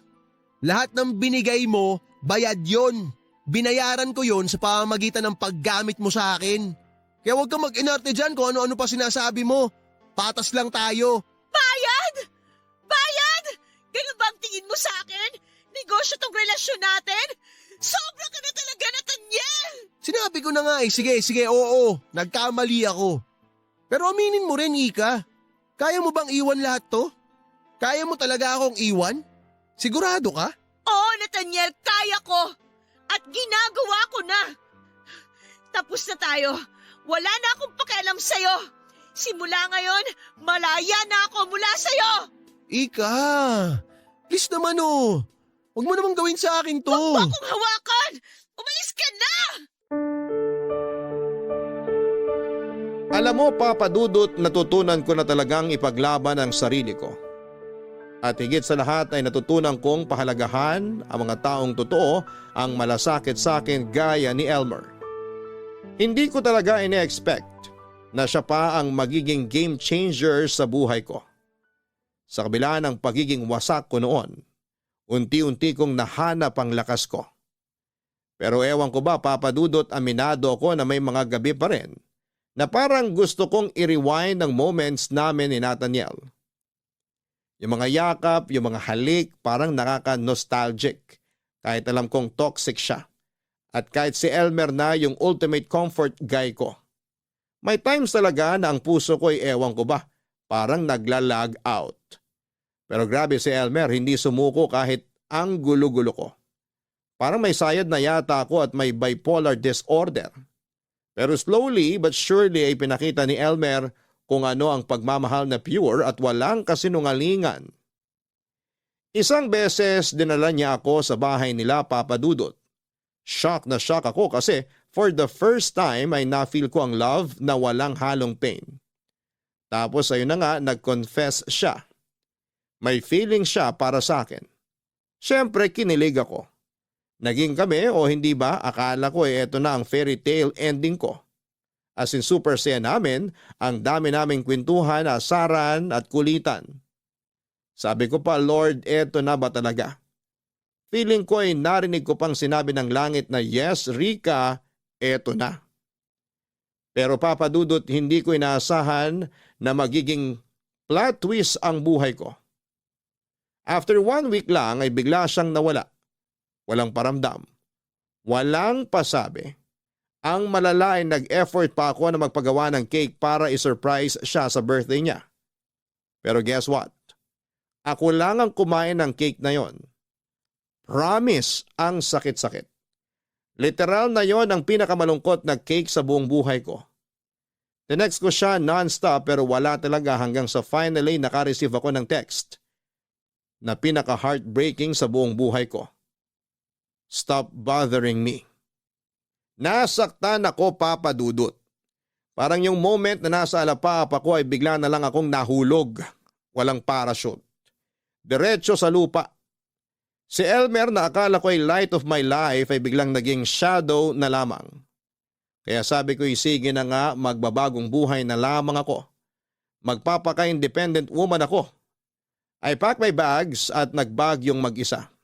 Supposedly kami dapat ni Elmer ang pupunta sa Baguio together. Pero ayon, malamig ang Pasko ko. At hindi dahil sa weather kung hindi sa puso ko. Siyempre nagbabaka sakali pa rin akong makita siya doon pero wala talaga. Tinanggap ko sa mga araw na yon na magiging malungkot ang bagong taon ko at magiging bitter ako sa mga paputok. Pero sa mga sandaling yon, hindi ko inaasahan na magte-text si Nathaniel. Sinabi niya na hindi siya tumigil sa pagmamahal sa akin. At ako raw ang tanging minahal niya. Humingi siya ng tawad sa mga nabitawan niyang salita noon sa akin. Dahil bugso lang daw yon ang matinding damdamin. Naramdaman ko ang pagkagulo ng puso ko, Papa Dudut. Sa panahon na yon ay napaisip ako kung dapat ko bang buksan muli ang puso ko para sa kanya. O dapat ko na bang tapusin ang lahat at magpatuloy na sa bagong simula na ako lang ang magmamahal sa sarili ko. Na forever akong single, na magiging bitter ako sa paputok ngayong bagong taon. Grabe, Papa Dudut. Binigyan ko si Nathaniel ng one last chance. Kasi nga naman, baka sakaling magbago siya, hindi ba? Pero naku, ang ending, hala hindi pa rin pala. Nahuli ko siyang may ibang babae and guess what? Ang habol lang pala niya sa akin ay ang pera ko. Pera, Papa Dudut. Imagine that. Ang sakit, promise, at parang ginawang punching bag ang puso ko. Pero alam mo, hindi ako nagpatalo. Sabi ko sa sarili ko, Ika, hindi ka basura. You deserve better. Huwag kang magpapaloko sa mga kasinungalingan. Kaya kahit ang hirap ay binitawan ko siya. Pero eto to be super honest, minsan ay naisip ko pa rin si Nathaniel. Pero hindi na dahil mahal ko siya. Alam ko na tawag lang yon ang laman, kaya kailangan ko na siyang i-let go. Tapos isang araw habang mag-isa lamang akong nagmumuni-muni, ay naisip kong i-text si Elmer. Ang tagal na naming walang update pero ewan ko ba. Parang biglang gusto ko lang ng kausap kahit friend lang. So ayun, nag-message ako at medyo kabado pa nga ako kung mag-reply siya. Pero nag-reply agad siya. Parang walang nagbago, ang witty, ang daming sense at ang gaan ng vibe niya ang kausap. Nagkwento ko kay Elmer ng mga ganap ko, pati na rin yung mga walang kwentang mga bagay. Pero alam mo, Papa Dudut, iba siya. Hindi tulad ni Nathaniel na parang ATM lang ang tingin sa akin, si Elmer, ramdam ko na may malasakit siya. May effort talaga. Nag-decide kaming magkita sa tabing dagat. Doon namin napag-usapan kung ano ba talaga ang meron o pwedeng meron sa amin. Papa Dudut, kakaiba talaga siya. Ang saya ng simpleng moments namin.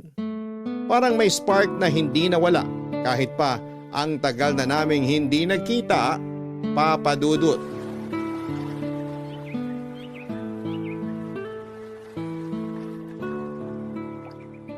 Alam mo, next week nasa Manila na ako. Doon na talaga ang bagong chapter ng life ko. Ikaw, after a month, sunod ka ha? Oo naman, susunod ako. Pero syempre, may Japan moment muna ako kasama si Lola. Kailangan ko siyang samahan eh. Wow, ang sosyal. Ang yaman niya talaga, no? Si Lola lang yon, hindi ako. Siyang mayaman. Ako pasabit lang sa biyaya. Pero kahit sabit, dugong mayaman ka pa rin. Nako, ikaw talaga. Pero ate, gusto ko mag-thank you. At gusto ko rin mag-sorry. Alam kong nasaktan talaga kita nun. Past is past, Elmer. Ang mahalaga, okay na tayo ngayon. Oo nga, pero gusto ko lang linawin. Hindi ko kinakalimutan yung mali ko. Accountability, ika nga. Kaya nga humihingi ako ng tunay na sorry sa'yo. Okay na ako. Hindi mo na kailangang ulit-ulitin. Tsaka, diba sabi nila, time heals. Tapos na yun. Ay, ikaw talaga. Walang nagbabago. Na ano? Pangit. Maloko ka talaga. Pero, seriously ate, may gusto akong linawin. Parang serious na to ha. Ano na naman yan? Totoo to ha. Mahal pa rin kita. At hindi talaga yun nagbago kahit anong mangyari. Ang sakit din sa akin nung sinabi ko noon na tigilan mo na akong i-message. Pero natakot ako. Natakot ako na baka hindi mo kayanin. Mahal mo ko pero natakot ka. Hindi ko kakayanin. Hindi kita naiintindihan. Pero ito ha, totoo rin to. Mahal din kita, Elmer. Wow, ang sarap marinig nun. So, ibig sabihin ba nito, tayo na ulit? Depende. Kung hindi ka aalis bigla after 1 week at sabihan ako ng, "Stop bothering me!" Ay, grabe ka. Sorry na. Hindi na mangyayari yon, okay? Mwah. Sorry, masyado ko nadala. Kanina ka pa sorry ng sorry. Okay lang naman. Ano ka ba? Gusto ko naman eh. Pero teka, Elmer, ano nga yung sabi mong baka hindi ko kayanin? Medyo kinakabahan ako, ha? Mukha lang akong walang sakit, pero May sakit ka? May taning ka? loko ka, hindi ganon. May mild autism ako at ADHD. Ha? Seryoso ka? Pero alam mo, hindi halata ah. Kasi nga mental condition naman siya. Mahirap pero wala na akong magagawa. Nandito na to. Nasa sistema ko na. Alam mo, hindi lahat ng laban kailangan mag-isa. Kung kaya mo akong mahalin sa imperfections ko, kaya ko ring mahalin yung lahat sa'yo. Elmer, hindi ka pabigat. Nasasabi mo lang yan dahil hindi mo pa talaga ako nakakasama ng matagal. Nako, baka mag-ibang tingin mo sa akin. Pero gusto ko lang sabihin sa'yo na ikaw lang ang nagpapalakas sa akin. Naiintindihan ko. Lahat tayo may mga pinagdadaanan. Hindi ko naman kinakailangan maging perpekto, di ba? Kaya ko namang suportahan ka. Gusto ko rin na mas maging buo ako. Tsaka ikaw din. Siguro magiging tama yung sinasabi nila na love will conquer all. Na makakayanan natin lahat. Na makakayanan ko kung ano man yung kondisyon mo. Pag-aaralan ko kung paano ka i-handle. Sana lang di mo ako iwan kahit gaano pa kabigat ang dala ko. Gusto ko talagang magtulungan tayo. Hindi kita iiwan, Elmer. Sigurado ako na kaya natin to. Basta magtulungan tayo, walang imposible. Salamat ate. Ay, bakit ate pa rin ang tawag mo sa akin? Huwag na yung ate! Anong gusto mo? Let me think. Dear na lang kaya? Wow, vintage vibes! Sige na nga, dear! Basta dear na tayo pagdating natin sa Manila, okay? Sige na nga, dear na!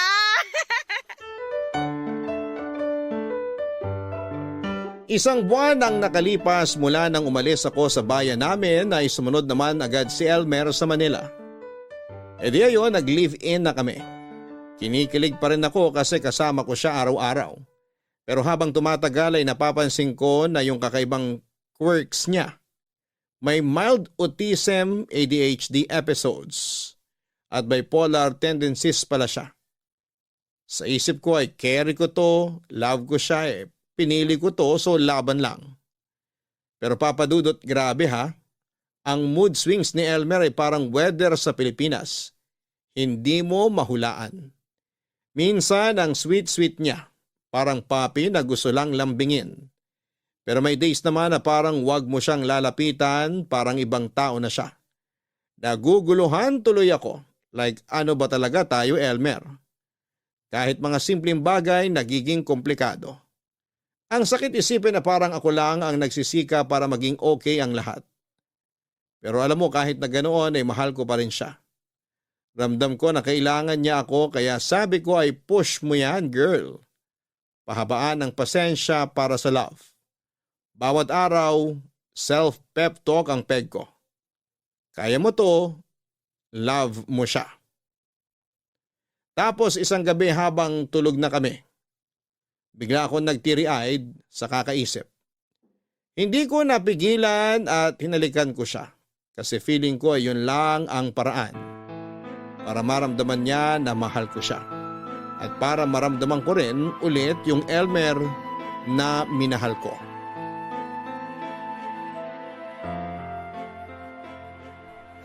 Ano ba? Anong ginagawa mo? Hinalikan lang kita. That's disgusting! Bitiwan mo ako! Hindi mo dapat ginawa yon. Alam mo dapat na mali yung ginawa mo. Sorry na. Pero ginagawa naman natin to noon na. Mag-iisang buwan na tayong nagsama dito sa Manila. Hindi mo na ako hinahalikan. Dati palagi mo naman tong ginagawa kapag nakikita tayo. Hindi ka makapaghintay? Alam mo namang marami akong iniisip. Marami akong problema. Gets ko naman. Namiss lang kita. Namiss ko yung kausap ko dati. Nagsasama nga tayo sa iisang bubong pero parang ang layo-layo mo naman. Parang may malaking harang na namamagitan sa atin. Gusto mo may mangyari sa atin. Sabi ko naman sa'yo na maghintay ka lang. Darating din tayo dyan. Hindi naman sa ganon. Nasasaktan lang ako because you're near yet so far. Pwede bang wag mong i-justify ang ginawa mo? Mali yun. Dahil walang consent yun. Ano pala tayo? Bakit tayo nagsasama sa iisang bubong? Alam mo, dear, naguguluhan ako. Hindi ko gusto ang ginawa mo. Kasi naman simula nung nandito na tayo sa Manila, I'm hoping that everything will be okay. Pangit ako, gwapo ka, oo, alam ko naman yun. Parang ang hirap sigurong paniwalaan na pwede tayo. Nagsimula na tayong bumuo ng buhay dito, di ba? Alam kong hindi perpekto pero hindi ba mahal mo naman ako? Hindi ko na alam kung pantasya lang ba itong lahat na nangyayaring ito. Hindi mo dapat sabihin yan. Hindi yan ang issue. Ang issue dito, hinalikan mo ako habang wala akong kaalam-alam. Tulog ako. Walang consent. Pero naghalik ka na naman tayo before. Anong pinagkaiba nung ngayon? Kasi noon ginusto ko. Ngayon, pinagsamantalahan mo ako. Magkaiba ang ginusto at sa hindi. Ano? Hindi kita pinagsasamantalahan, ha? We're living together. Magkasama tayo sa isang bubong, ano ka ba? Bumubuo tayo ng buhay natin together. Nagmamahalan tayo. And I'm frustrated na hindi man lang kita makausap ng matino. Para bang ibang tao yung kaharap ko. Tama na. Matutulog na lang ako. Wag mo akong hawakan. Elmer? Diba sabi ko tumigil ka na? Walang patutunguhan yung mga sinasabi mo. So ano? Ano na ba talaga ako sa'yo? I'm sorry if I go beyond the boundary, ha? Patawarin mo ako kung niyakap kita, kung hinalikan kita. Patawarin mo ako kasi mahal kita eh. Sige na, matulog na tayo. Sandali. Gusto ko lang sabihin sa'yo na may trauma ako. Kasi may taong humalik at hinipuan ako noon sa lounge ng call center.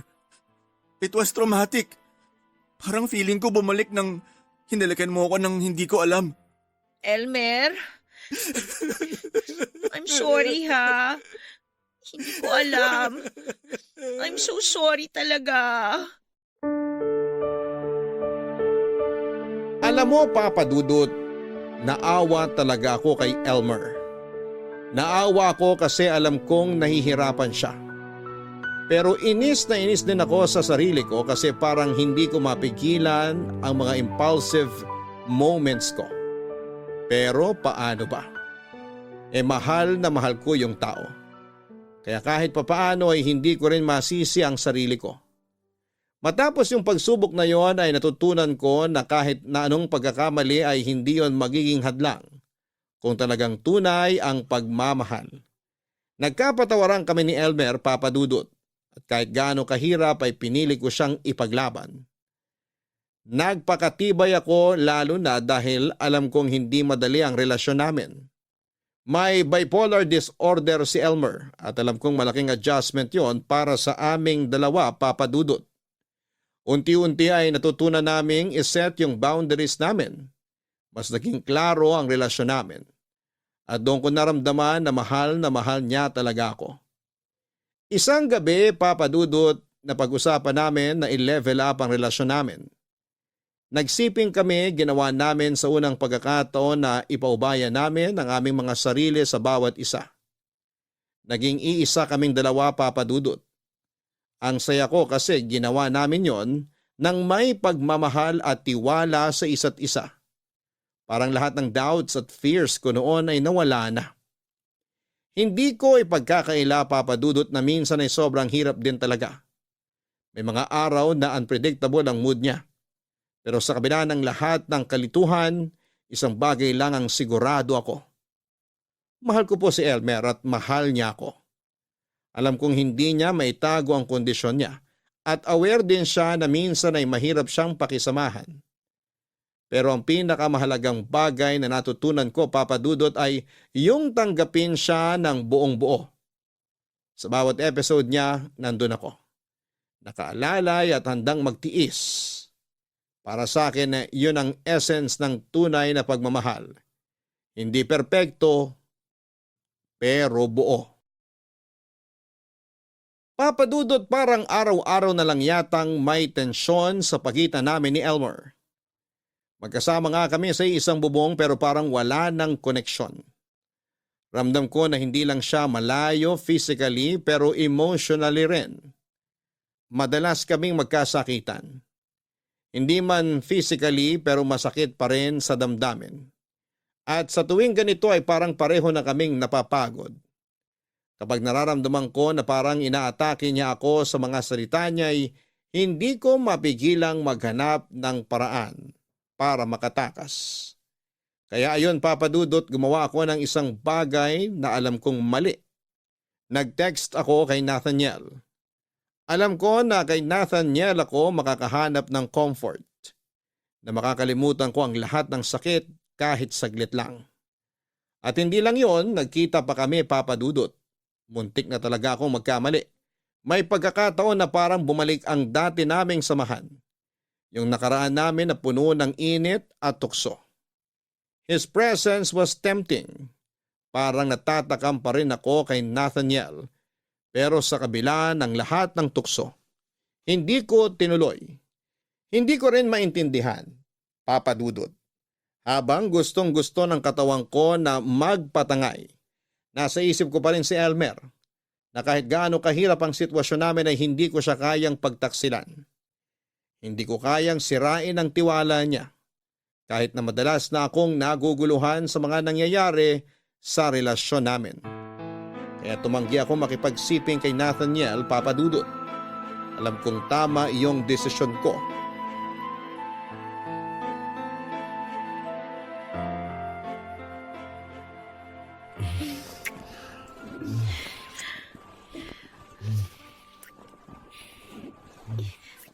Teka, wag! Mahal, bakit? Hindi tama to, Nathaniel. Mali to. Mali. Kaya nga tayo nagkita, di ba? Dahil sabi mo miss mo na ako. Ako rin, miss na rin kita. Pero mali pa rin. Hindi ko dapat ginagawa to. Ano sinasabi mong hindi mo dapat ginawa to? Text ka ng text sa akin. Nagpapakyut ka pa sa mga chat. Tapos ngayon mali na? Ano ba tingin mo sa akin, Nika? Laruan? Nathaniel, I'm sorry. Pero nakukonsensya na ako eh. Hindi dapat ako pumunta dito. Konsensya? Huwag ka nga nagpapadikta dyan sa konsensya mo. Kaya mo bang tiisin yung nararamdaman mo? Kahit di mo aminin sa akin, kulang na kulang ka sa lambing. Ika, ibigay mo na sa sarili mo to. Alam kong gustong gusto mo rin naman to eh. No, wag! Tama na, ayoko na. Ayaw mo na? Ang bilis naman magbago ng isip mo. Ikaw ba bipolar o yung Elmer na yun? Kanina, iba sinasabi ng mga mata mo.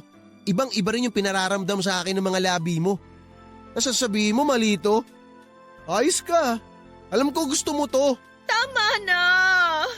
Mahal. Huwag mo akong tawaging mahal! Tigilan na natin to, Nathaniel! Hindi ko pwedeng gawin to kay Elmer! Hindi ko siya kayang lokohin! Mahal naman, nandito na tayo eh. Wala namang makakaalam. Sige, wag na nating ituloy.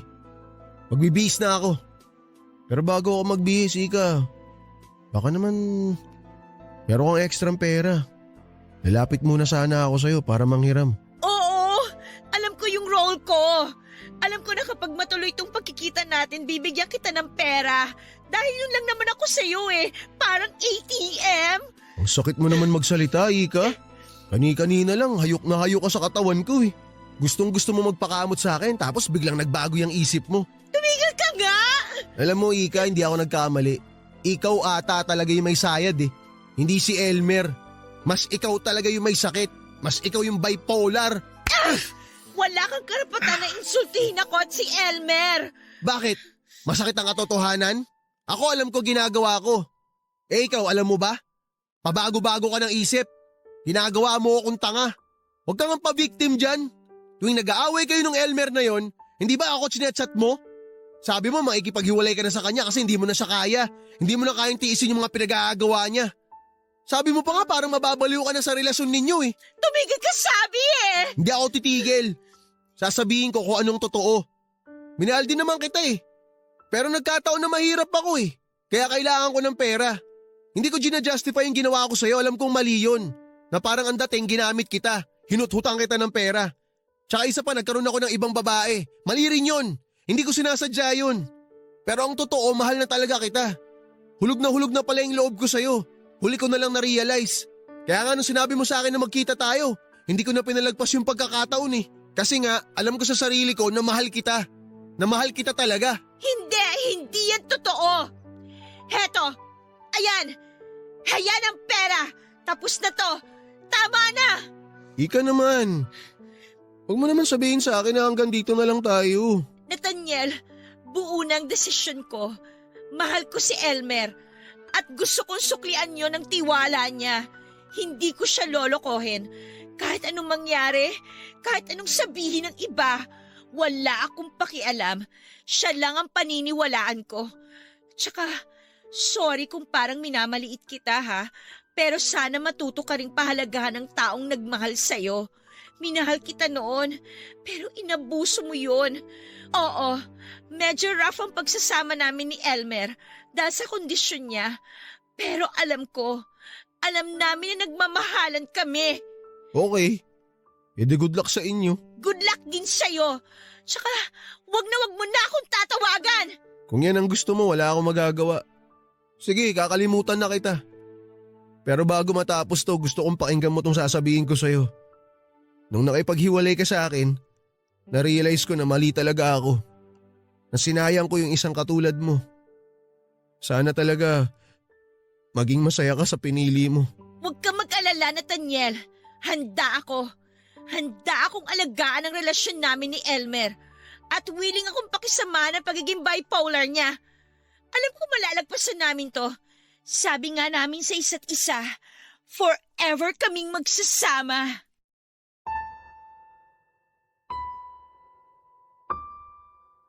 Mahal ko si Elmer. Pero sa totoo lang minsan naiisip ko, paano na ako? Kaya ko bang ayusin lahat ng ito? Parang sa sobrang dami ng problema, nakakalimutan ko na rin kung paano ako dapat alagaan. Pero natutunan ko na may mga bagay talaga na worth fighting for. Oo, mahirap kasi si Elmer may bipolar disorder. At hindi biro ang epekto nito sa relasyon namin. Sa simula sabi ko ay kaya ko ba ito? Makakaya ko bang makisama sa ganitong sitwasyon? Napuno kami ng tampuhan, iyakan at minsan ay parang gusto ko nang sumuko. Pero naiisip ko rin na kung mahal mo ang isang tao ay gagawin mo ang lahat para intindihin siya. Kaya isang gabi ay habang nakatulog si Elmer sa kalagitnaan ng pag-aaway namin ay nag-research ako. Napagtanto ko na hindi ko kailangang solohin ito. Kaya't dinala ko si Elmer sa psychologist. Nakakatuwa kasi habang iniisip ko na para sa kanyang lahat ng ito, ako rin pala ang natulungan. Natutunan kong maging mas mahinahon. Natuto akong magtiyaga. Ang cute nga kasi si Elmer ay natuto rin siyang mag-adjust. Unti-unti niyang naintindihan ang sarili niya. Kahit may mga pagkakataon pa rin may mga episode si Elmer, mas nararamdaman ko na may pag-asa pa ang aming samahan. Hindi ko po ipinagpapalit ang mga moment na ito. At natutunan ko po na ang pagmamahal ay hindi palaging madali. Sa tulong ng psychologist, si Elmer ay mas naging bukas at handang makinig. At ako naman po ay natuto ng mga paraan kung paano maging mas matatag sa mga pagsubok. Kaya ko po sinasabi ito kasi gusto kong ipaalala sa lahat na mahalagang mental health. Hindi lang para kay Elmer kundi para rin sa akin. Sa bawat pagtanggap, sa bawat pag-unawa, mas lumalalim ang pagmamahala namin. At kahit na ano pang dumating, si Elmer pa rin ang pipiliin ko. Happy birthday! Salamat sa pakik mo, dear. Parang ang mahal nitong red velvet ah. Siyempre, mahal kita eh. Ikaw talaga. Pwede naman yung simple lang eh. Tayo lang naman kakain yan. Tsaka, alam mo na, bawal. Okay, no comment na lang ako. Basta masaya ako to celebrate your birthday na magkasama tayo. Kasi, Sorry na. sabi ko naman sa'yo, kalimutan mo na yon. Ang importante, nabigay ko to sa birthday mo. Kaya sa birthday ko, surprise mo rin ako ha. Nako, ano pa bang wala sa'yo? May karir ka naman. Tsaka meron kang, alam mo na, ako. Maraming pera!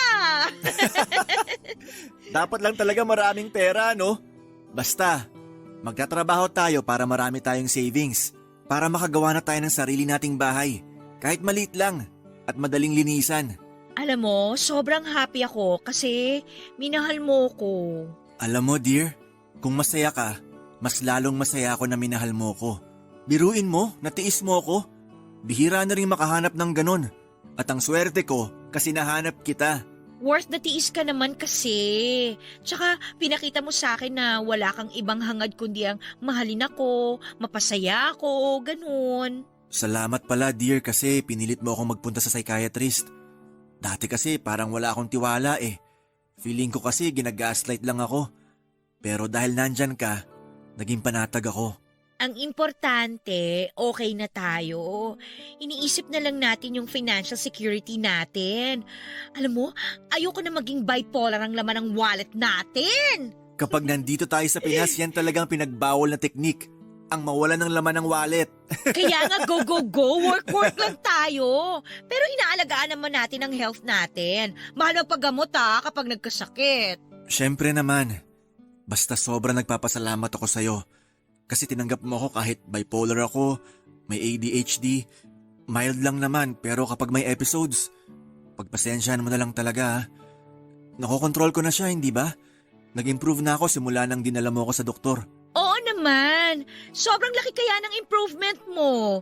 At mas lalo ko pang naramdaman ng pagmamahal mo. Kasi never ever kang nag-ask sa akin ng kapalit. Nako, kakain na tayo nitong cake. Ay, teka.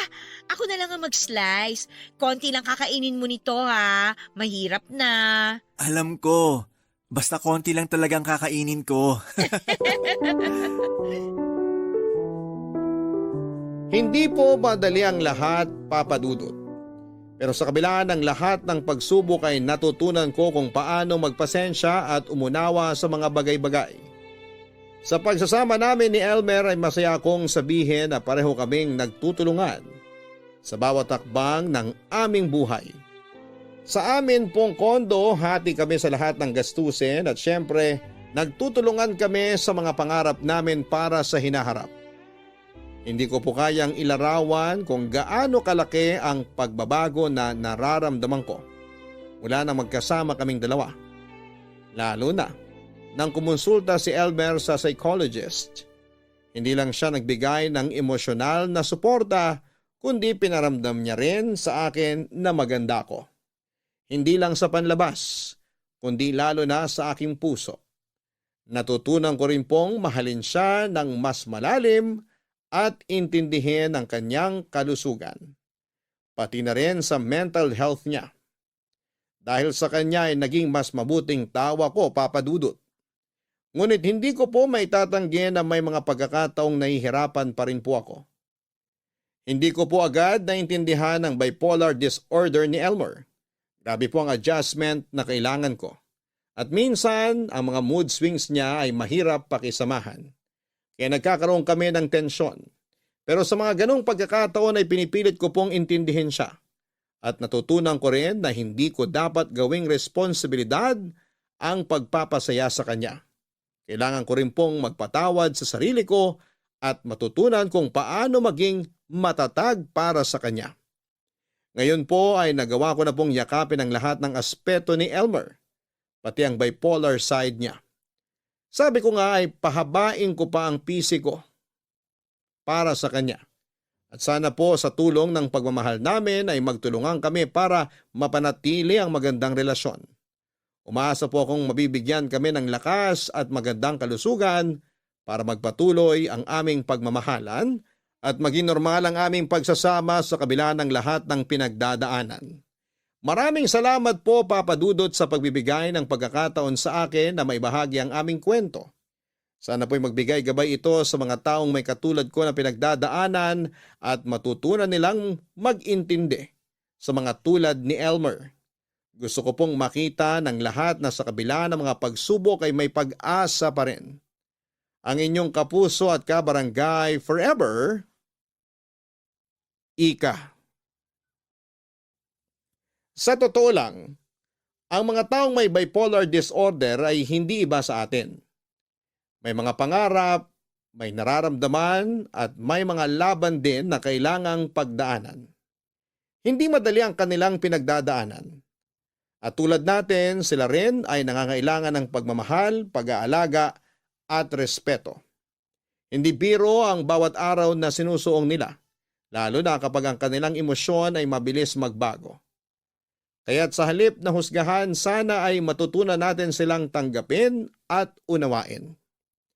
Ang mga taong may bipolar disorder ay may kakayahan ding magmahal. Tulad ng ibang relasyon, kailangan nilang matutunan kung paano maging responsable sa partner. Ang kailangan nila ay suporta, hindi panghuhusga. At ang pagkakataon na maging mabuting tao at partner. Sa bawat relasyon, mahalaga ang komunikasyon, pangunawa at pasensya. Kung may taong may bipolar disorder sa inyong buhay, tandaan na may mga pagkakataong mahirap silang kontrolin. Pero hindi ito nangangahulugang hindi sila karapat-dapat sa pagmamahal. Sa halip ay bigyan natin sila ng espasyo at pagkakataon na ipakita ang kanilang kakayahan na magtaguyod ng isang malusog at matatag na relasyon.